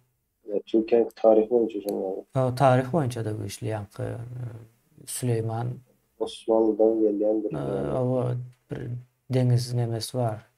Desturumy däwimi var. Yani Orsun hemme zatdan bir sany var. Olam o güýçli edip görkezýär. Ine şo gämi gitdindi, gämi ýüzene ok da şo taýlarda. Häzirem çıkarjak bolup görmüşler aýdyň bugün bir habar gördüm. Onu diýä o aýdan oklary ýa näme şo taýa bardy ýa. Bir giden gämiler bilen nemes var. O gerekli maglumatlaryny belki aljak bolýandyr diýerler ýa. Kripto maglumatlar bolýar. Şo zatlary aljak bolýandyr diýip bir giden teoriýalar bar. Ýöne ýa gämiň şo taýdan çıkarsalar gaýtam uly bir ýetki ýalyk bir neme berýär da. Analiz berilýär. Şo taýdan çıkarmagy uruş gidip durkan onda. Ona bir indi sana da sokup bolan ok da. Şonuň ýaly bir ýagdaýlar bar, soňam bu zatlaryň hemmesi hem köne. 70-nji ýylda neme edilen gämi, 79-da mı? Gat köne. Esirden galan. Esirden galan, 79-njy ýylda diýip bilýän. Şonuň bilen o uruş nemesini görkezýärler-de. Yalan ine yalandığı şo gäminiň o çökmegi bilen orta çykýar. Diýmek yalan ýa goran bilen ok. Ýoksa näme bar şo gämi? Daş döwründäki gämileri goramana da güýji ýetýär ýa nemesine. Okan wagtyňyz gäminiň statistikalaryndan sereden o gäminiň funksiýasy bar da şo taýda uruşda. Esasy neme de flagship diýilýär da. Ya komandan beren ya esasy nemäni wezipeni eden gämi de wezipesi näme şo taýdaky aýdaly 40 kilometr daş döwründäki hopsuzlygy üçin etmek, beýlek gämileriň owa gitmegini ýene nämesini Şol nemesi var. Olan gitti o. Olan bir sancak gemi. Bir giden o Orsun deniz flotunda bir sancak gemi var. Şonu ediyen. Bağlanları gemicik. Aydın. Bağlanlar gemicik. Şonun ýa-da o basbalym onda güýji ýok bolsa diýede näme o basyp almaly. Güýçsüz diýip basyp almaly meni. O adamlaryň o pikirlenişi hem gaty täsir. Ine bu ors nemesinden çykyp bilmeýän adamlaryň o argumentleri. Güýçsüz bolsa basyp alın diýe. Dünýäde güýçsüz ýurt gaty käna. Güýçlü ýurdun Basıp sany näçe 7 sany ýurt mu? G7 mi diýilýär? Näme G6 my? Dünýäde o iň güýçlü 6 sanak ýa 7 sany ýurt bar hasaplanylýar. Onda o hemme galan 193 sany ýurdu basyp alsynlar. Ýani şu diýilişimiziň logikasy boýunça şol. Yok, o basıp almak meselesini ben yine hayran olayım. Nereden geliyor şu düşünce? 20. asyryň o düşünjesi. 20. 20. asyrda asırda moda da düşýär. yok 20. asırda da on güýçsüzü basıp almak değil, 20. asırda. Güýçsüz deyip kim hasaplayalar? Indi Orsun güýjü berde yankı näme güýjü? Yara goşun güýjü gurrun edilýär. Ýöne 20. asyrda da kimine goşun güýjü bilen basyp almak mümkinler. Basyp aljak bolsa Hitler basyp alar, goşun güýjü bilen. Ýöne ideologiýa näme etjek? Milli duygulary näme etjek? Yine häzir ýöne köbürde daýym Ukrainada bardy geldi gazandy diýeli. Yine aýdynlary ýa-da dünýä görkezlen güýç şolaryň elinde bar, ýanky ýaragy, ýenesi ve 3 günde alyas hatta Ukraina bir seretse kaçık gider olur dediler. Ama şol bolan olsa da 3 günde basyp alan olsa şoňalyk teknologiýa ýene güýjü bilen basyp alsa 3 günde Ukrainany uruşy gazandy diýip pikir edýäňiz. Ýok. Näçe ýyl saklar elinde. Ukrainany basyp almak diýmek şu mümkin. Yara bilen mümkin däl. O yara bilen almak diýsen aslında Ukraina diýen özüne men Ukrain diýip aýtýanlaryň hemmesini öldürmeli. Bolýan şonda territoriýa boşaýar. Ýok bolsa olar daşdan çykar, daşynda belli bir wagt geçen soň olaň çağalary örgütlener. Sana hukmany suratda ziyan berip başlar. Onun çıktıcısı vardır o ziyandan goranyp bilmek üçin. Olar soň gerek bolsa ýuwaşlyk bilen aňyrdan girip başlar sebäbi kaçanda haýsam bolsa bir milletin maksady bir yani toçka görüktürülen o hatta o gatervet güç olandır. Gatervet güç olandır. Şoň üçin ol yara bilen basyp almak oyun mu? Elbette bu oyundan bardy ýöne hakyky oyun. Oyunda kompýuterde oyun oynanyp atyn basyp alýan gazanýan. Ýöne durmuş oňalyp Rus padşasy eden işleri yankı basyp alan yerlere Osmanlı vardır. Yara bilen basyp alan şu gün Tuna'da 7000 adam öldürüldü. Yo dargaya o yara bilen alınan yer. Basyp alýan, yara bilen alýan, güýç bilen alýan, ýöne güýç bilen tutmak ýene güýç diýmek. Ine Osmanlı 700 ýyldan soň ýene dargada. Şolaryň hemmesini yara bilen aldy. Hemmesini olmasa da köpüsini yara bilen aldy. Köp ýerde Osmanlı ýanky näme söýlenen alan yerleri var. Dini, siýasaty bilen. O zimmeylik diýip bir siýasatlar hem bardy. O goşulan yerlerim var. Näme ýöne yara bilen, esir yara bilen aldı. Rus padşasy yara bilen, güýç bilen Mongollar yara bilen alandyr emleri. Mongoliýa ýok ýaly şu wagt. Nirde hany görkezmene şu güýç bilen alyp saklap bolan olsa ýok mümkin däl. Mümkin zat däl. Şu gün diktatory aýyrmak, şoň ýerine ýanky diktatory aýryp ýerine çalışmak, hükümet aýyrmak kyn mesele däl. Hiç bir ansatsa. Ýöne ol ýeniş däl. Sistem agaly şu taýda. Soň ýene bir sistemada nirde otur? Sistema her bir adamın kellesinde otur. Onu pikir eden adam var. Bizde şu aýtýana el bilen tutulup bolan o ideologiýany, düşünjäni, azatlygy, şu zatları el bilen tutup bolan o. Şoň üçin o zatlary da ýok, o erteki diýelim. Yara tutup bolýan, hatym bolmagy tutup bolýan, görüp bolýan, hakykat diýip pikir edýär. Hakykat däl bir işlemeýär. Aydın yine bir şu yankı vatandaşımız tuttuk indi goýbermäli bunu. Yine Ors nemesine düşündürmek için komentaryalarını getirýän de. Indi gemisi o bir sancak gemisi var diýdik de. Soň näme ýazy Admiral Kuznetsov näme gämi dälmi diýip soraýar adam. Ýanky bu Batan Moskwa diýilen geminiň funksiýasy başga bir zat. Gürrüňerde floty goraýa 40 kilometr mysal üçin 40 kilometr daş dörende beýle kijijek o söwüş gemijiklerini goraýa. Ve şo taýdan komandalar geriye ýa-da taktikalary bellenilýär. Indi Admiral Kuznetsov diýilen gemisi bulam gaty köne bir gemi uçar uçan gemi söwüş uçarlary aýdym. Indi Gara deňizde bu Admiral Kuznetsov gemisi hüjüm gemisi däl. Yani uçarları uzak bir yere alıp gidýär. Şo taýdan uçmagyny amatlylaşdyrmak üçin. Yani Gara deňizde Admiral Kuznetsov gemisine gerek yok.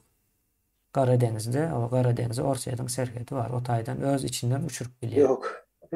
Ukraina üçün Kuznetsov näme gerek? Ukrainanyň o edil ýanyndan Belgraddan uçurup bilýärler. O Gara deňizden uçurmak uzagam düşýär gaýtam oňa. Yok o näme soralar näme paketini. O yok nämäni görkezjek bolýan ine bir argument berýär. Ýa gämi tapýar-da näçe gämi bolsa. Argument däle o şonu aýtmak üçin. Yani Admiral Kuznetsov gemisinin näme maksat bilen ulanýandygyny bilmeli, näme zatdygyny bilmeli. Onsoň bu geminiň ýangıjy 3 gün ama 3 gün durman işläp bilýän bolmaly ýalňyşmasam.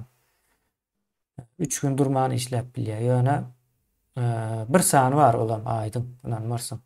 Ýa-ni uçar üstünde uçar hawa daşap uçurup bilýän bir sanjak gemisi olam gaty köne bolmaly.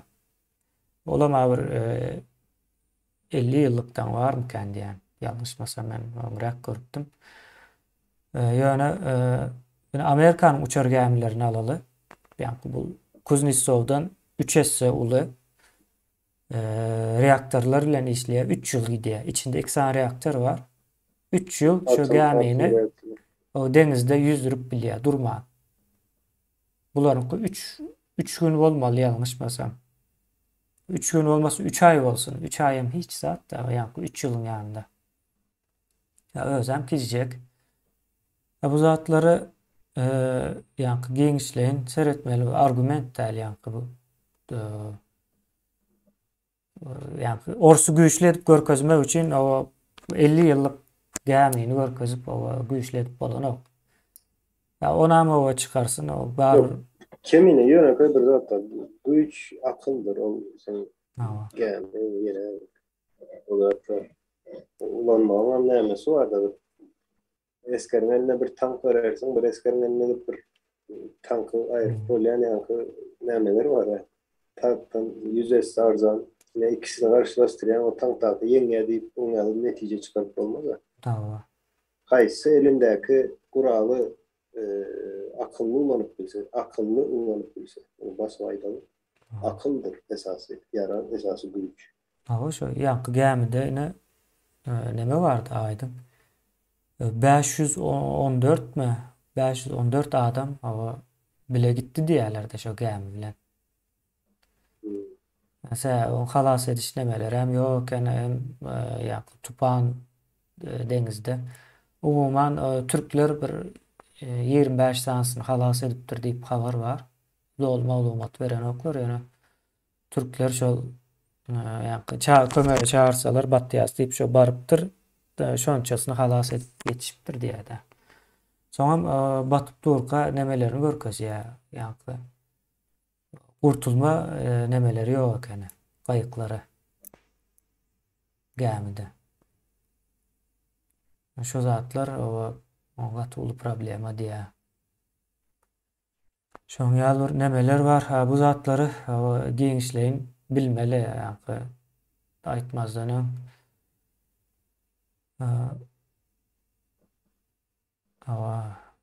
şoň ýaly bir İlber Ortaylı vardı. Aydın sene tanıyan, köp adam tanıyan däldir. Türkiye'de asıl Tatar olan bir tarihçi var. O cahil bilen tartışmaýyn goýdum diýär. Näçe aýtdym ona? Raketa näçe bölegi bölünýär şonu aýtsana diýär. Bular şu näme gidiýär? Ine bir adamyň jahildigini birinji ullakan bir teoriýa aýdýar. Birinji aýdan zatyndan pikir edersiň akyllymy kän diýip. Ondan soň onuň yalandygyny subut etseň, soň çalt gazanma nemesine girýär-de psihologiýasyna. Bir saniýe argument getirmeli. O argumenti tiz getirip bilişine seredýär. Näme argument getirýärine sereden o. Şu at näçe çalt argument getirse, izin yetiştirse o gazanýan käsip pikir edýär-de. Yok, son onlar da yine yankı cahil bir adamda öz pikirini aydan o. Öz pikirini aytsa öz pikirini gorap bilýär isen bir adam. Nawa başga bir pikir Sen edýär. öz Doğru. pikirini ne döreye, öz pikirin aydan minlerçe yankı malumatın içinden bir näme döreye, de pikir döreye, bir arayışın döreye.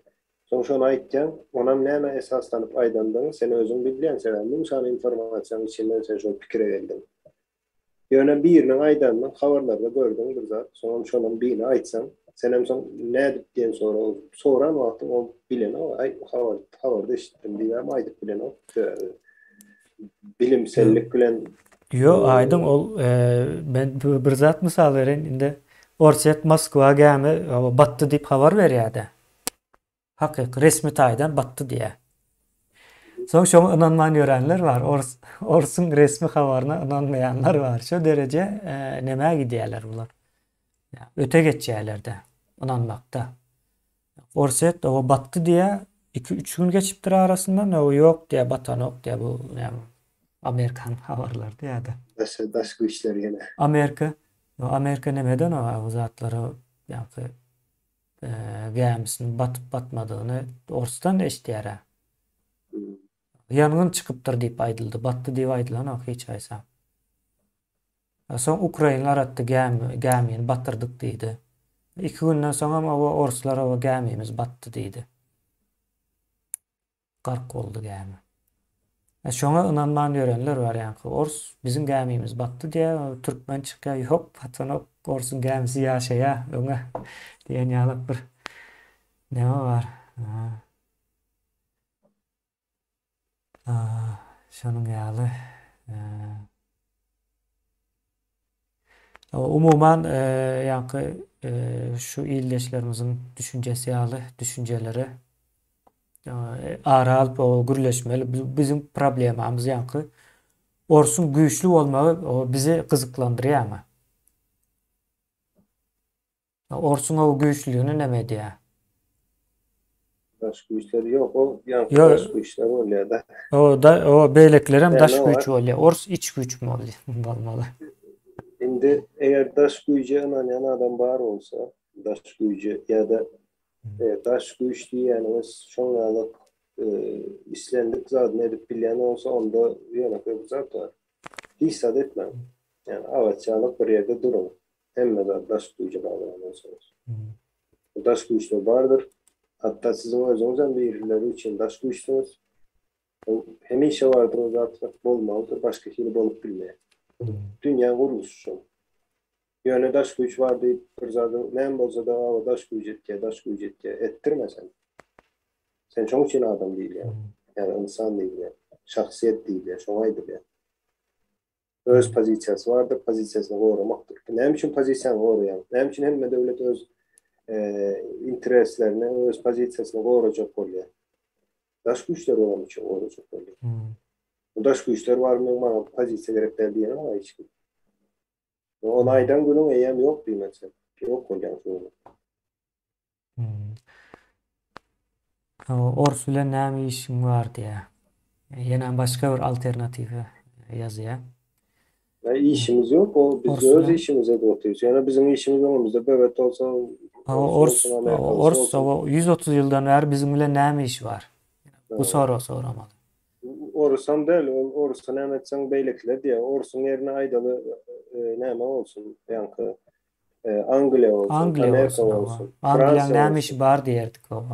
Ýöne Fransa olsun. Ýöne tapaw yok. Sen önünde var mı biri öz interesini, öz durmuşunu goýulaşdyrmak üçin bir önünde öz azatlygyny elinden alýan kim bolsa şo bolsun, şoňa garşysyň göreşäýmeli. Ýaşajak bolsan. Näme Aydın yine bir hakikat aytmalı da. O, şu Amerika ya da Avrupa'nın näçinji ýyldan soň şular koloniýalaryna goýdular. Doğalı koloniallıktan hava çıkardılar. Birinci Dünya Uruşundan soň diýip bilýän men.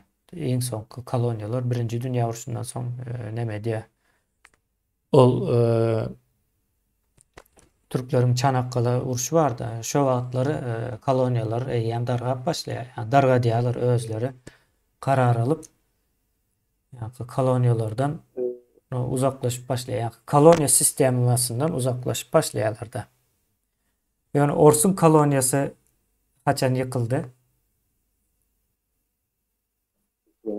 Yıkılan ok. Şu vaqta çelli, hazır çelli. Yine belki o 3-4 ve 5-6 aydan sonra o doğulu yıkılıp bilir.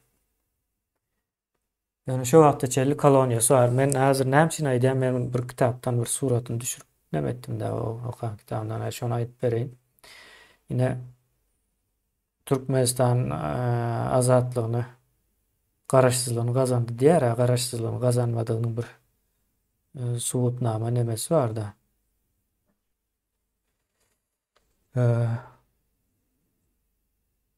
Ambartsumov diye, Ambartsumov diýip bir at var. Ýanky 93-nji ýylda nemede mecliste Daşary işler komitetiniň başlygy. 93-nji ýylda näme karar alýar? Näme orsça diýen inglizce ýazan üçin häzir okap terjime edip aýdyp berjek de bu haýsy kitapdan okaýandygym aýdyp berjek häzir. Indi şular bir argument getirýär. Bizden ayrılan post Orta Azya ýalyk ýurtlar var ya, post sowetler. O şolary biz nämeden uzaklaşdyrmaly däl. Yani täsirimizi ýene täzeden güýçlendirmeli diýip orta näme atýar. Soň ýene de Ors döwlet düşünjesine gowramagy öňe süren adamlardan birem Andrey Kaziryow diýär. Bulam haçan? Bulam 94-nji ýylda ýene täzeden şu meseleni gozgaýarlar. Soň 95-nji ýylda da ýene täzeden başlaýar. Bu kitabyň adam The Grand Chessboard näme diýip ullakan näme taktasy diýerler-de. Şahmat tahtası. Küşt tahtası. Küşt tahtası kitabyň ady. Indi näme çıkardyň şu taýdan? Bularyň giden argumentler hem bar. Orsadyň diýe esasy nemesi şu öňkü ýurtlarda ykdysady we syýasy bagy, ýani aratnaşy o güýçlendirmek bilen olary şol täsir aşagynda tutmaly diýip neme geçýär. Ýani Ors nemesinde bolmaly diýär. Hemmeza şonuň aşagynda bolmaly. Ykdysady aratnaşyklar hem ýani territorial meseleler hem Ors çözmeli diye ve bunu 94-nji ýylda aýdýarlar. 1994-nji ýylda.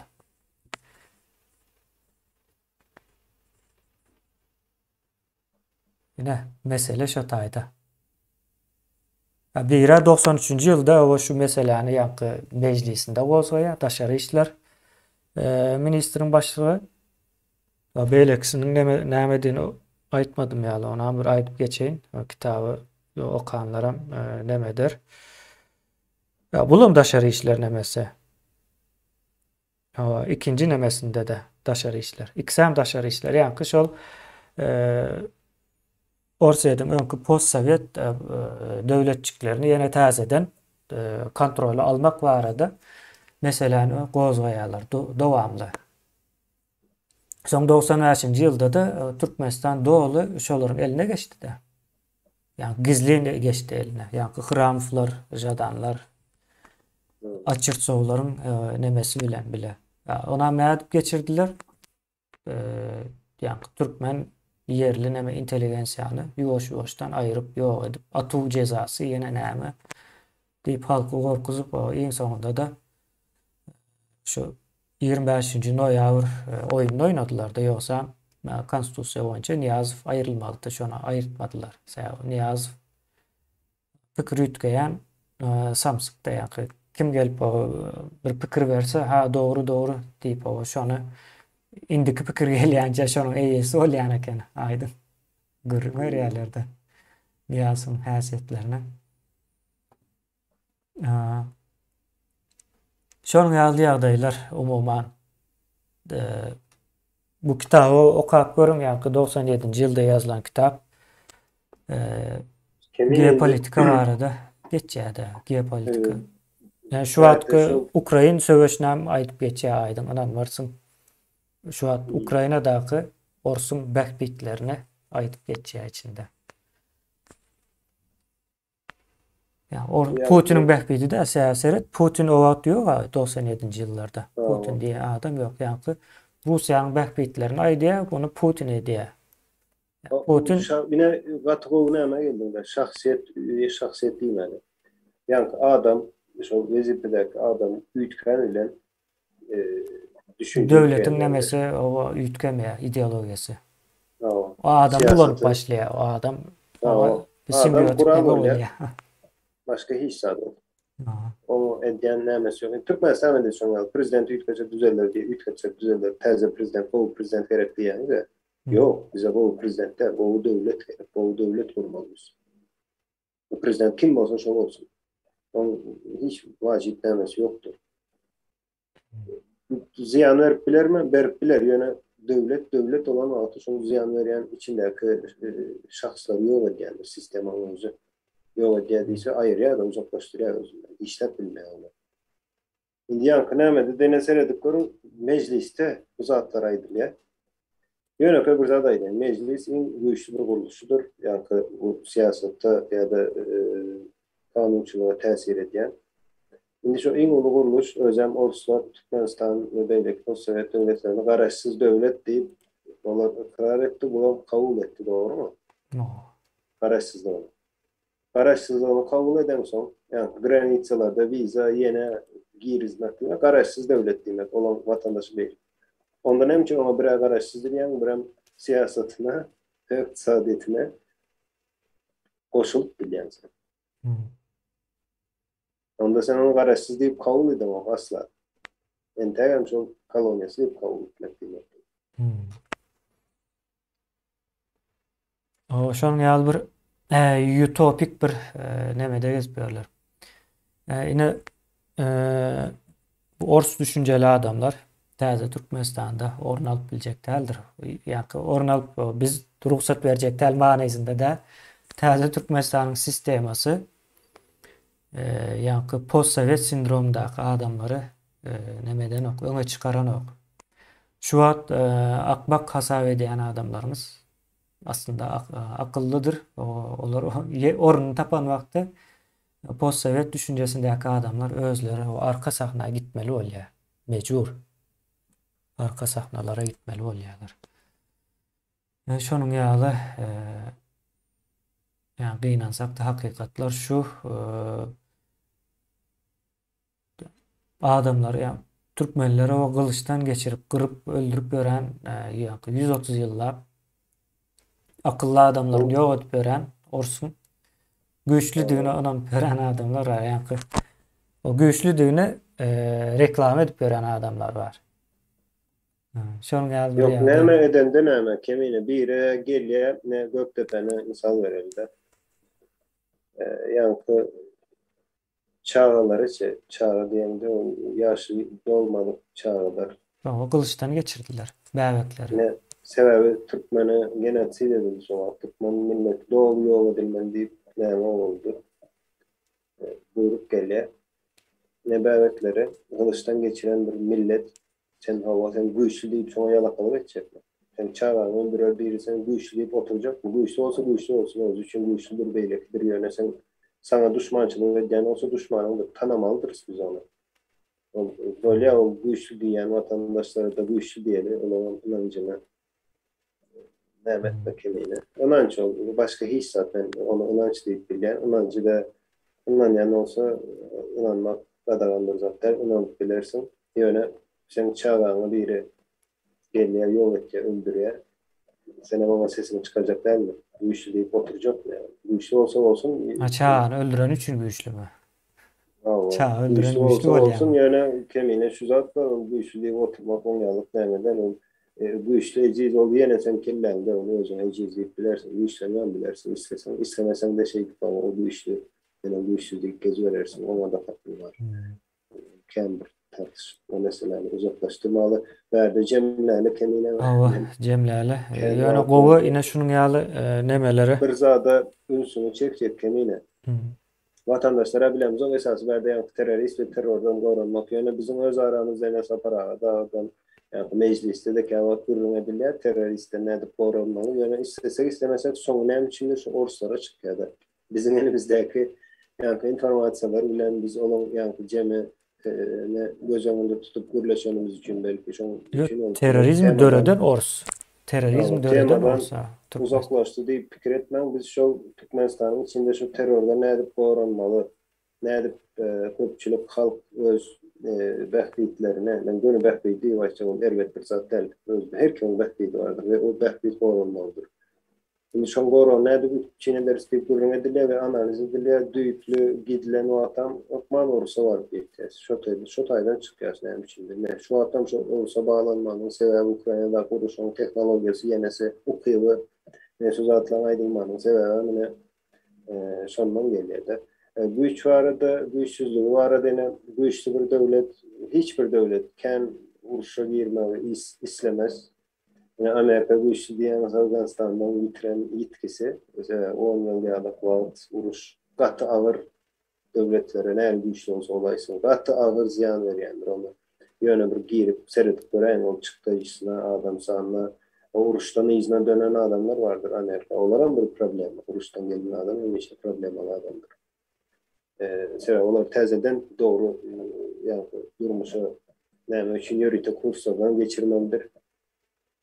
Emişip kontrol göz altında olmalıdır. Şunlarla problemaları var yani. Çok önemli zaten. Çünkü için uruşu hiç kim istemez. Orsam uruşu istene o girdi. 3 günde alırım deyip fikir etti. Yani ben bu işi Uşmanaların deyip deyip fikir etti. fikretti. Ama yöne olmadı. Eğer uzun vaat uruş yani olsa demek çok güç yok şu anda. Bu kıyım mesele derler. Ya da ister bağlaşan ya bu gücü var yani yok. Bilen o pişik sıçanların oynayan ne alı oynayan o tepe fikir ediyor. Oynayan olsa pişiğe ziyan gelen ama yani ne biçimdir olsa ziyan geliyor. Her gün ziyan Seret geliyor. aydın o gowur misal verdin de yankı. Orslar yankı owan urşunda näçe? Onda 10 ýyl mı? 10 ýyl urşdular dälmi? Yani, 10 ýyl diýip hasap edel. 10 ýyl urşdy, alyp bilmedi. Soň ine Amerika girdi de. Amerika bir hepde aldy. Owganistanyň hemme ýerini bir hepde aldy. Ölen esker sanam gaty az, mene ýadyma düşenok 20 mi 27 mi esker sany bolmaly. Güýçlü neme şol bolýar. 20 ýylam owa saklady ýöne Owganistanyň nemesi bu gün wataryň sistemasyna uygun däl. Şonuň üçin 20 ýylda da entegre bolup bilmedi. Şonuň üçin taşlap çykdylar. Yani özüňiz o näme günüňiz görýän bolsaňyz görüňse. alacı yok. Olan bar Alıp soňam olmaya. hem olan bar hem ýanky global dünýäde strategiýalar düýplü üýtgede ýanky O topragy ülke var ýerip ya. almak meselesi däl ol ýanky. Özüm şo taýa baryp şo sistema girer ýa-da edýärler ýanky. Täze imperializmiň nemesi şol. Amerikanyň imperializmi sessiz işleýändir. Orsun kıyalı kan döküp bir giden adamı helak edip gören däldir. Buların işleýişi şonuň ýaly. Gynansak da. Güýçlü bolsa şonuň ýaly işleýär.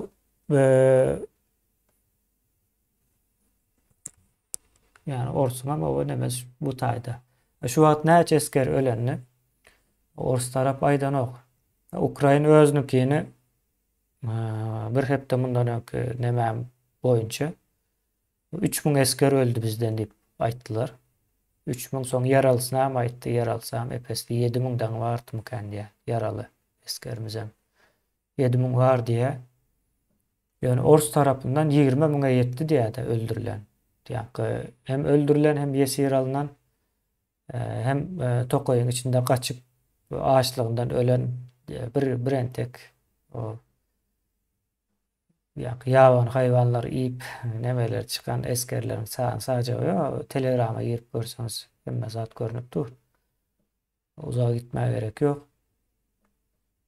Ya şonun ýaly da birden eskerem ölýär.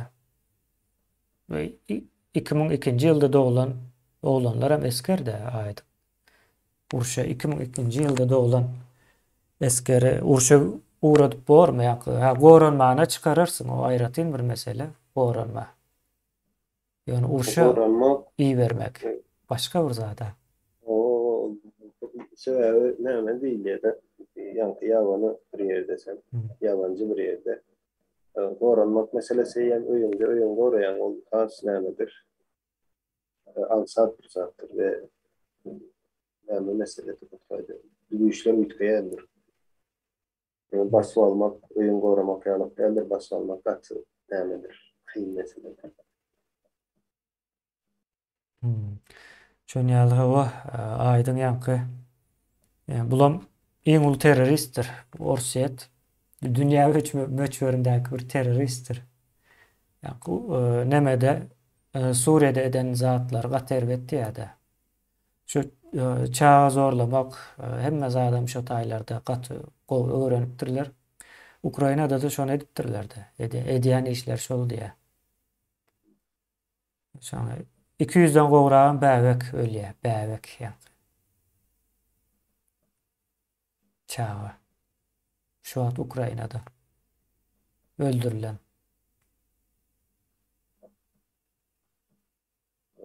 Ya uruş kiminin uruşun uzun bitmeli nämesi berde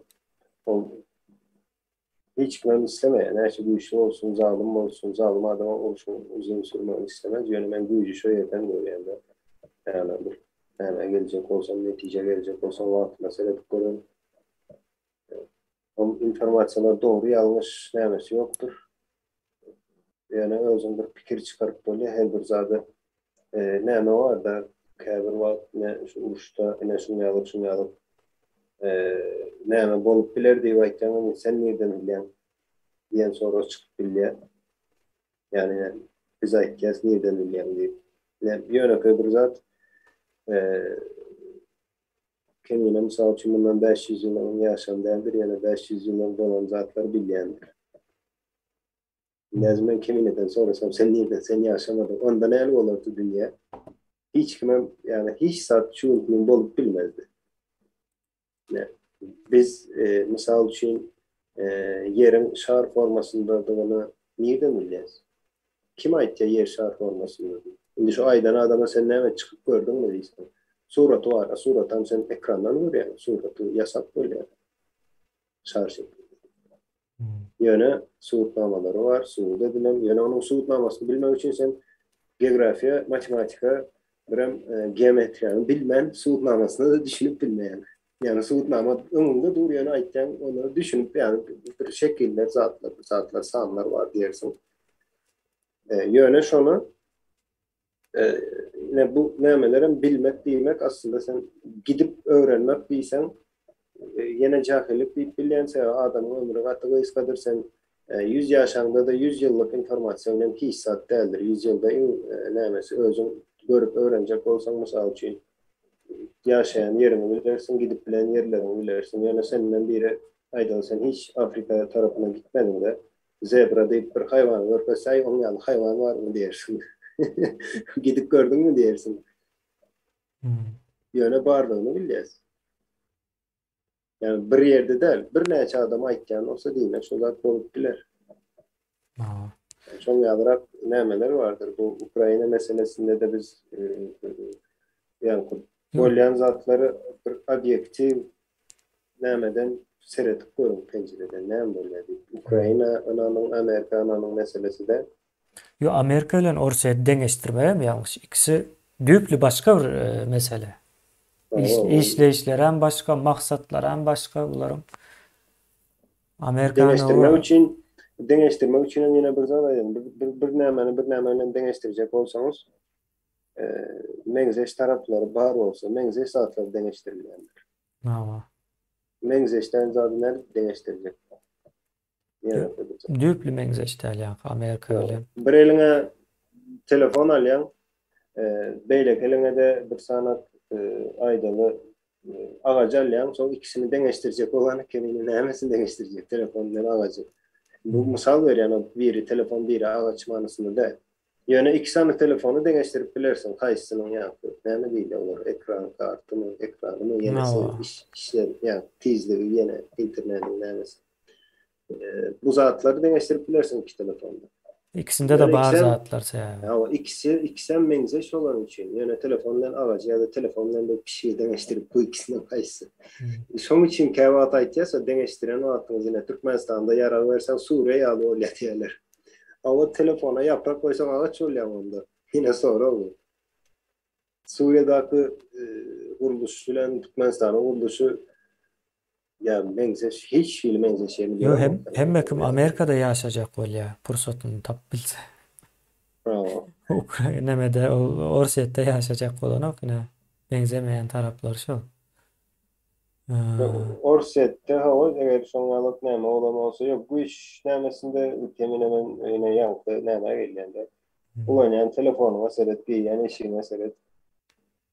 Minýän maşynyň bardyr ýa-da böyle kelimeler, kalıcılık diýdi, ýene diýdi. Dünýäniň ýeresinde bolsaň tapawdy. Orset'in içinde bolsaň şolara seretip göräýin, näme giýýän. Ay, bular hal edelik kir maşyny owurlap Orset'e da şapýörler Ukrainadan. Eski. Şu nämesini deňeşdirjek Amerika bilen. Aýdyň o bunu nemedeli bitireli sebäbi gaty giňiş tema. Yani bizdäki terrorizmde şu Orset'ten gelýändir. Şonuň üçin daşarky güýçlere hyzmat edýän terror hökmünde cezalandyrylýar. Bularyň indi gitjek ýeri ýok. Biz şularyň ganyny dökmesek täze Türkmenistan gurulmaýaram. Türkmenistanyň gelejegi hem näbelli bolýar. Pozisiýasy diýip aýdaýyn. Pozisiýasy näbelli bolýar. Biz şu zatlary etmesek bolmaýar. 130 ýyldan bäri Orsun gol astynda bolmak ýa-ni näme de bir utanç verici bir zat. Onam indi o Ors güýçlü diýip näme görenler hem bar. Onan görenler hem bar. Olar hem Orset'e uğradyp bar. Hökman suratda uğratmaly kendi, yani şolary Orset'e uğratmaly. Bize näme gerek ýa-ni Orset'in içinde de ýa-ni Orset'e nämesine ýigrenýän, halamaýan adam bar bolsa, olar hem Türkmenistanyň içine alyp bar. Bara şu wagt Orset'in içinden çykyp o taşlaşjak bolýan adamy sany gatykanda. Orset'ten çıkıp taşlaşıp başka bir yerlere yerleşip men yani Putin'in hem Orset'in hem alıp barýan siyasat bilen hiç bir bağlanşykly ýerim ýok. Uruşa garşy diýip protest edip çykyp görenleriň sany gatykanda olar bilen o ýerini çalyşyp bileris. Bizim Orslar olary uğradylar. Orset'in içindäki o näme sağdyn adamlar, sağdyn pikirli adamlara Türkmenistan alaly. O zadan bolup bilýär. Ya milletine o garamazda. O öğren yerinde ýaşaýar. O gol gören ýerine uğratmaly, şu güýçli Orset'e uğratmaly. Gitmejek bolsa da sürgün etmeli bulary. Belki o ýerde jemgyýete has peýda bolar. O peýdaly bolýar, sen o şol şo taýdan durup o bize garşy o görüşüp bilersin. Doğru dälmi? Türkmenistan Orsu halany edip bilse ağrını aljak bundan soň. Ağrınam näde bolar? Ine içindäki teröristlerden başlar. Şolaryň ganyny dökmän bolmaýar. Türkmenistan gurulyp bilinen o. Şonuň üçin goran boldur. Her türlü goranjak nämäge görä, garşyňdaky terroristiň görnüşine görä, etjegişine görä goranmalydyr. Gerek o eliňe yara alarsyň, gerek o kameraňy alarsyň. Bular hemme zady dünýäden gizläp o edýän diýilen nemes bar. Şonuň üçin birinji kamera bular edýän işlerini görkezmelidir ýurdun içinden. Bütün buların edýän zulumlary ýa-da akıldaşı hereketleri var da aydın. Şolaryň hemmesini ekrana getirilmelidir. Yani cemläli aydın 3 saat. Bu matkan nemekdir. 3 saat. O ýyldaşlar köp sağ bolun. Ine geň görmäň, şunuň ýaly düşünjäni tanatmak üçin mejbur ara almaly bolýas. Kommentariýasy bilen bile orta ara getirip o komentariýa bermeli bolýas. Yani bir düşünje. Türkmenistanda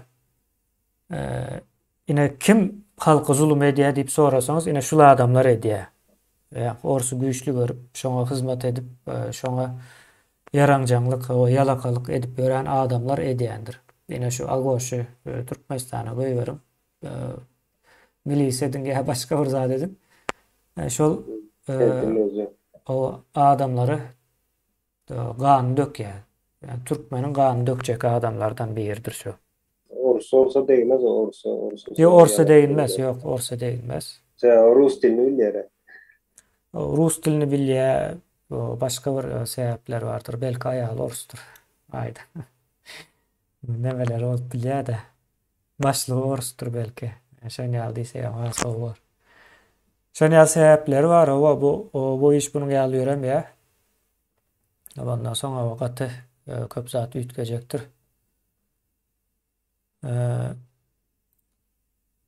Deňeşdirmeli biz ine şol Ors ýa-da Türkmenistanyň betbaatçylygy nereden gelýär? Ine Agoşdan gelýär. Agoş Ors güýçlü diýe şoňa hyzmat edýär. Gerek bolsa Türkmeniň gany dökýär. Ors o güýçlü etmek üçin. Sen özüň orajak bolsaň öňe çek bolýar. Nawa. Bolýa aýdym. Köp sağ bol. 3 saat gurrun etdik bugün. 2 adam 3 saat köp gelýär. Yani Agoş aýrylanok. Agoş bizim bilen bize garşy. Yani. Bolýa kemine. Bolýa. Vatandaşlar sağ olun. Yazan komentaryalarınız için sağ olun. Negatif olsun, karşı olsun tapağı yok. Bu gurrun etmek için gereklidir. Tartışmak için ama uzaktır. Yani yekece yankı kayışım şu ulanyan sözlerimizin nämedigini bilip ulanın yankı alıp käme misal vermem. Hakikaten näme der, o zat der. En azından özünüz pikir edin. Bize bildiren yeri yok. Yani sizin tarafınızdan bilmeyenlerin görközü otuyor. Bize verdi. Başka bir zatı gurrun edeceğiz. Başka gelmeden size bir beylik tarafınız. O var onun yerine. Onun yerine hiç bilmiyorum. O ayıkken gelmiyor. Ona yine hazır efirden sonra böyle araştırıp gören giymiştim. Dine Oruçlu'nun nemesinden de Oruçlu'nun istoşluğundan hem araştırıp bilersen şu yerde de belli de olur. Başka. Yo men hemmesinem görýän mysal üçin. Görmeli, deňeşdirmeli. Yok başka yerde. Ne çeşmekan olsa şonu çok fikrimiz arası olur. Ve öğrenip bilýän zadyňyzy bilýän diýip nämetmen bilýän olsaňyz barlap bilersiniz arada. Bilýän zadyňyzdan gaýtadan öwrenmek üçin dogry ýalňyşlyklar. Şoňalara. Bolýa, aýdyň sağ ol. Ýyldaşlar, size de sağ olun.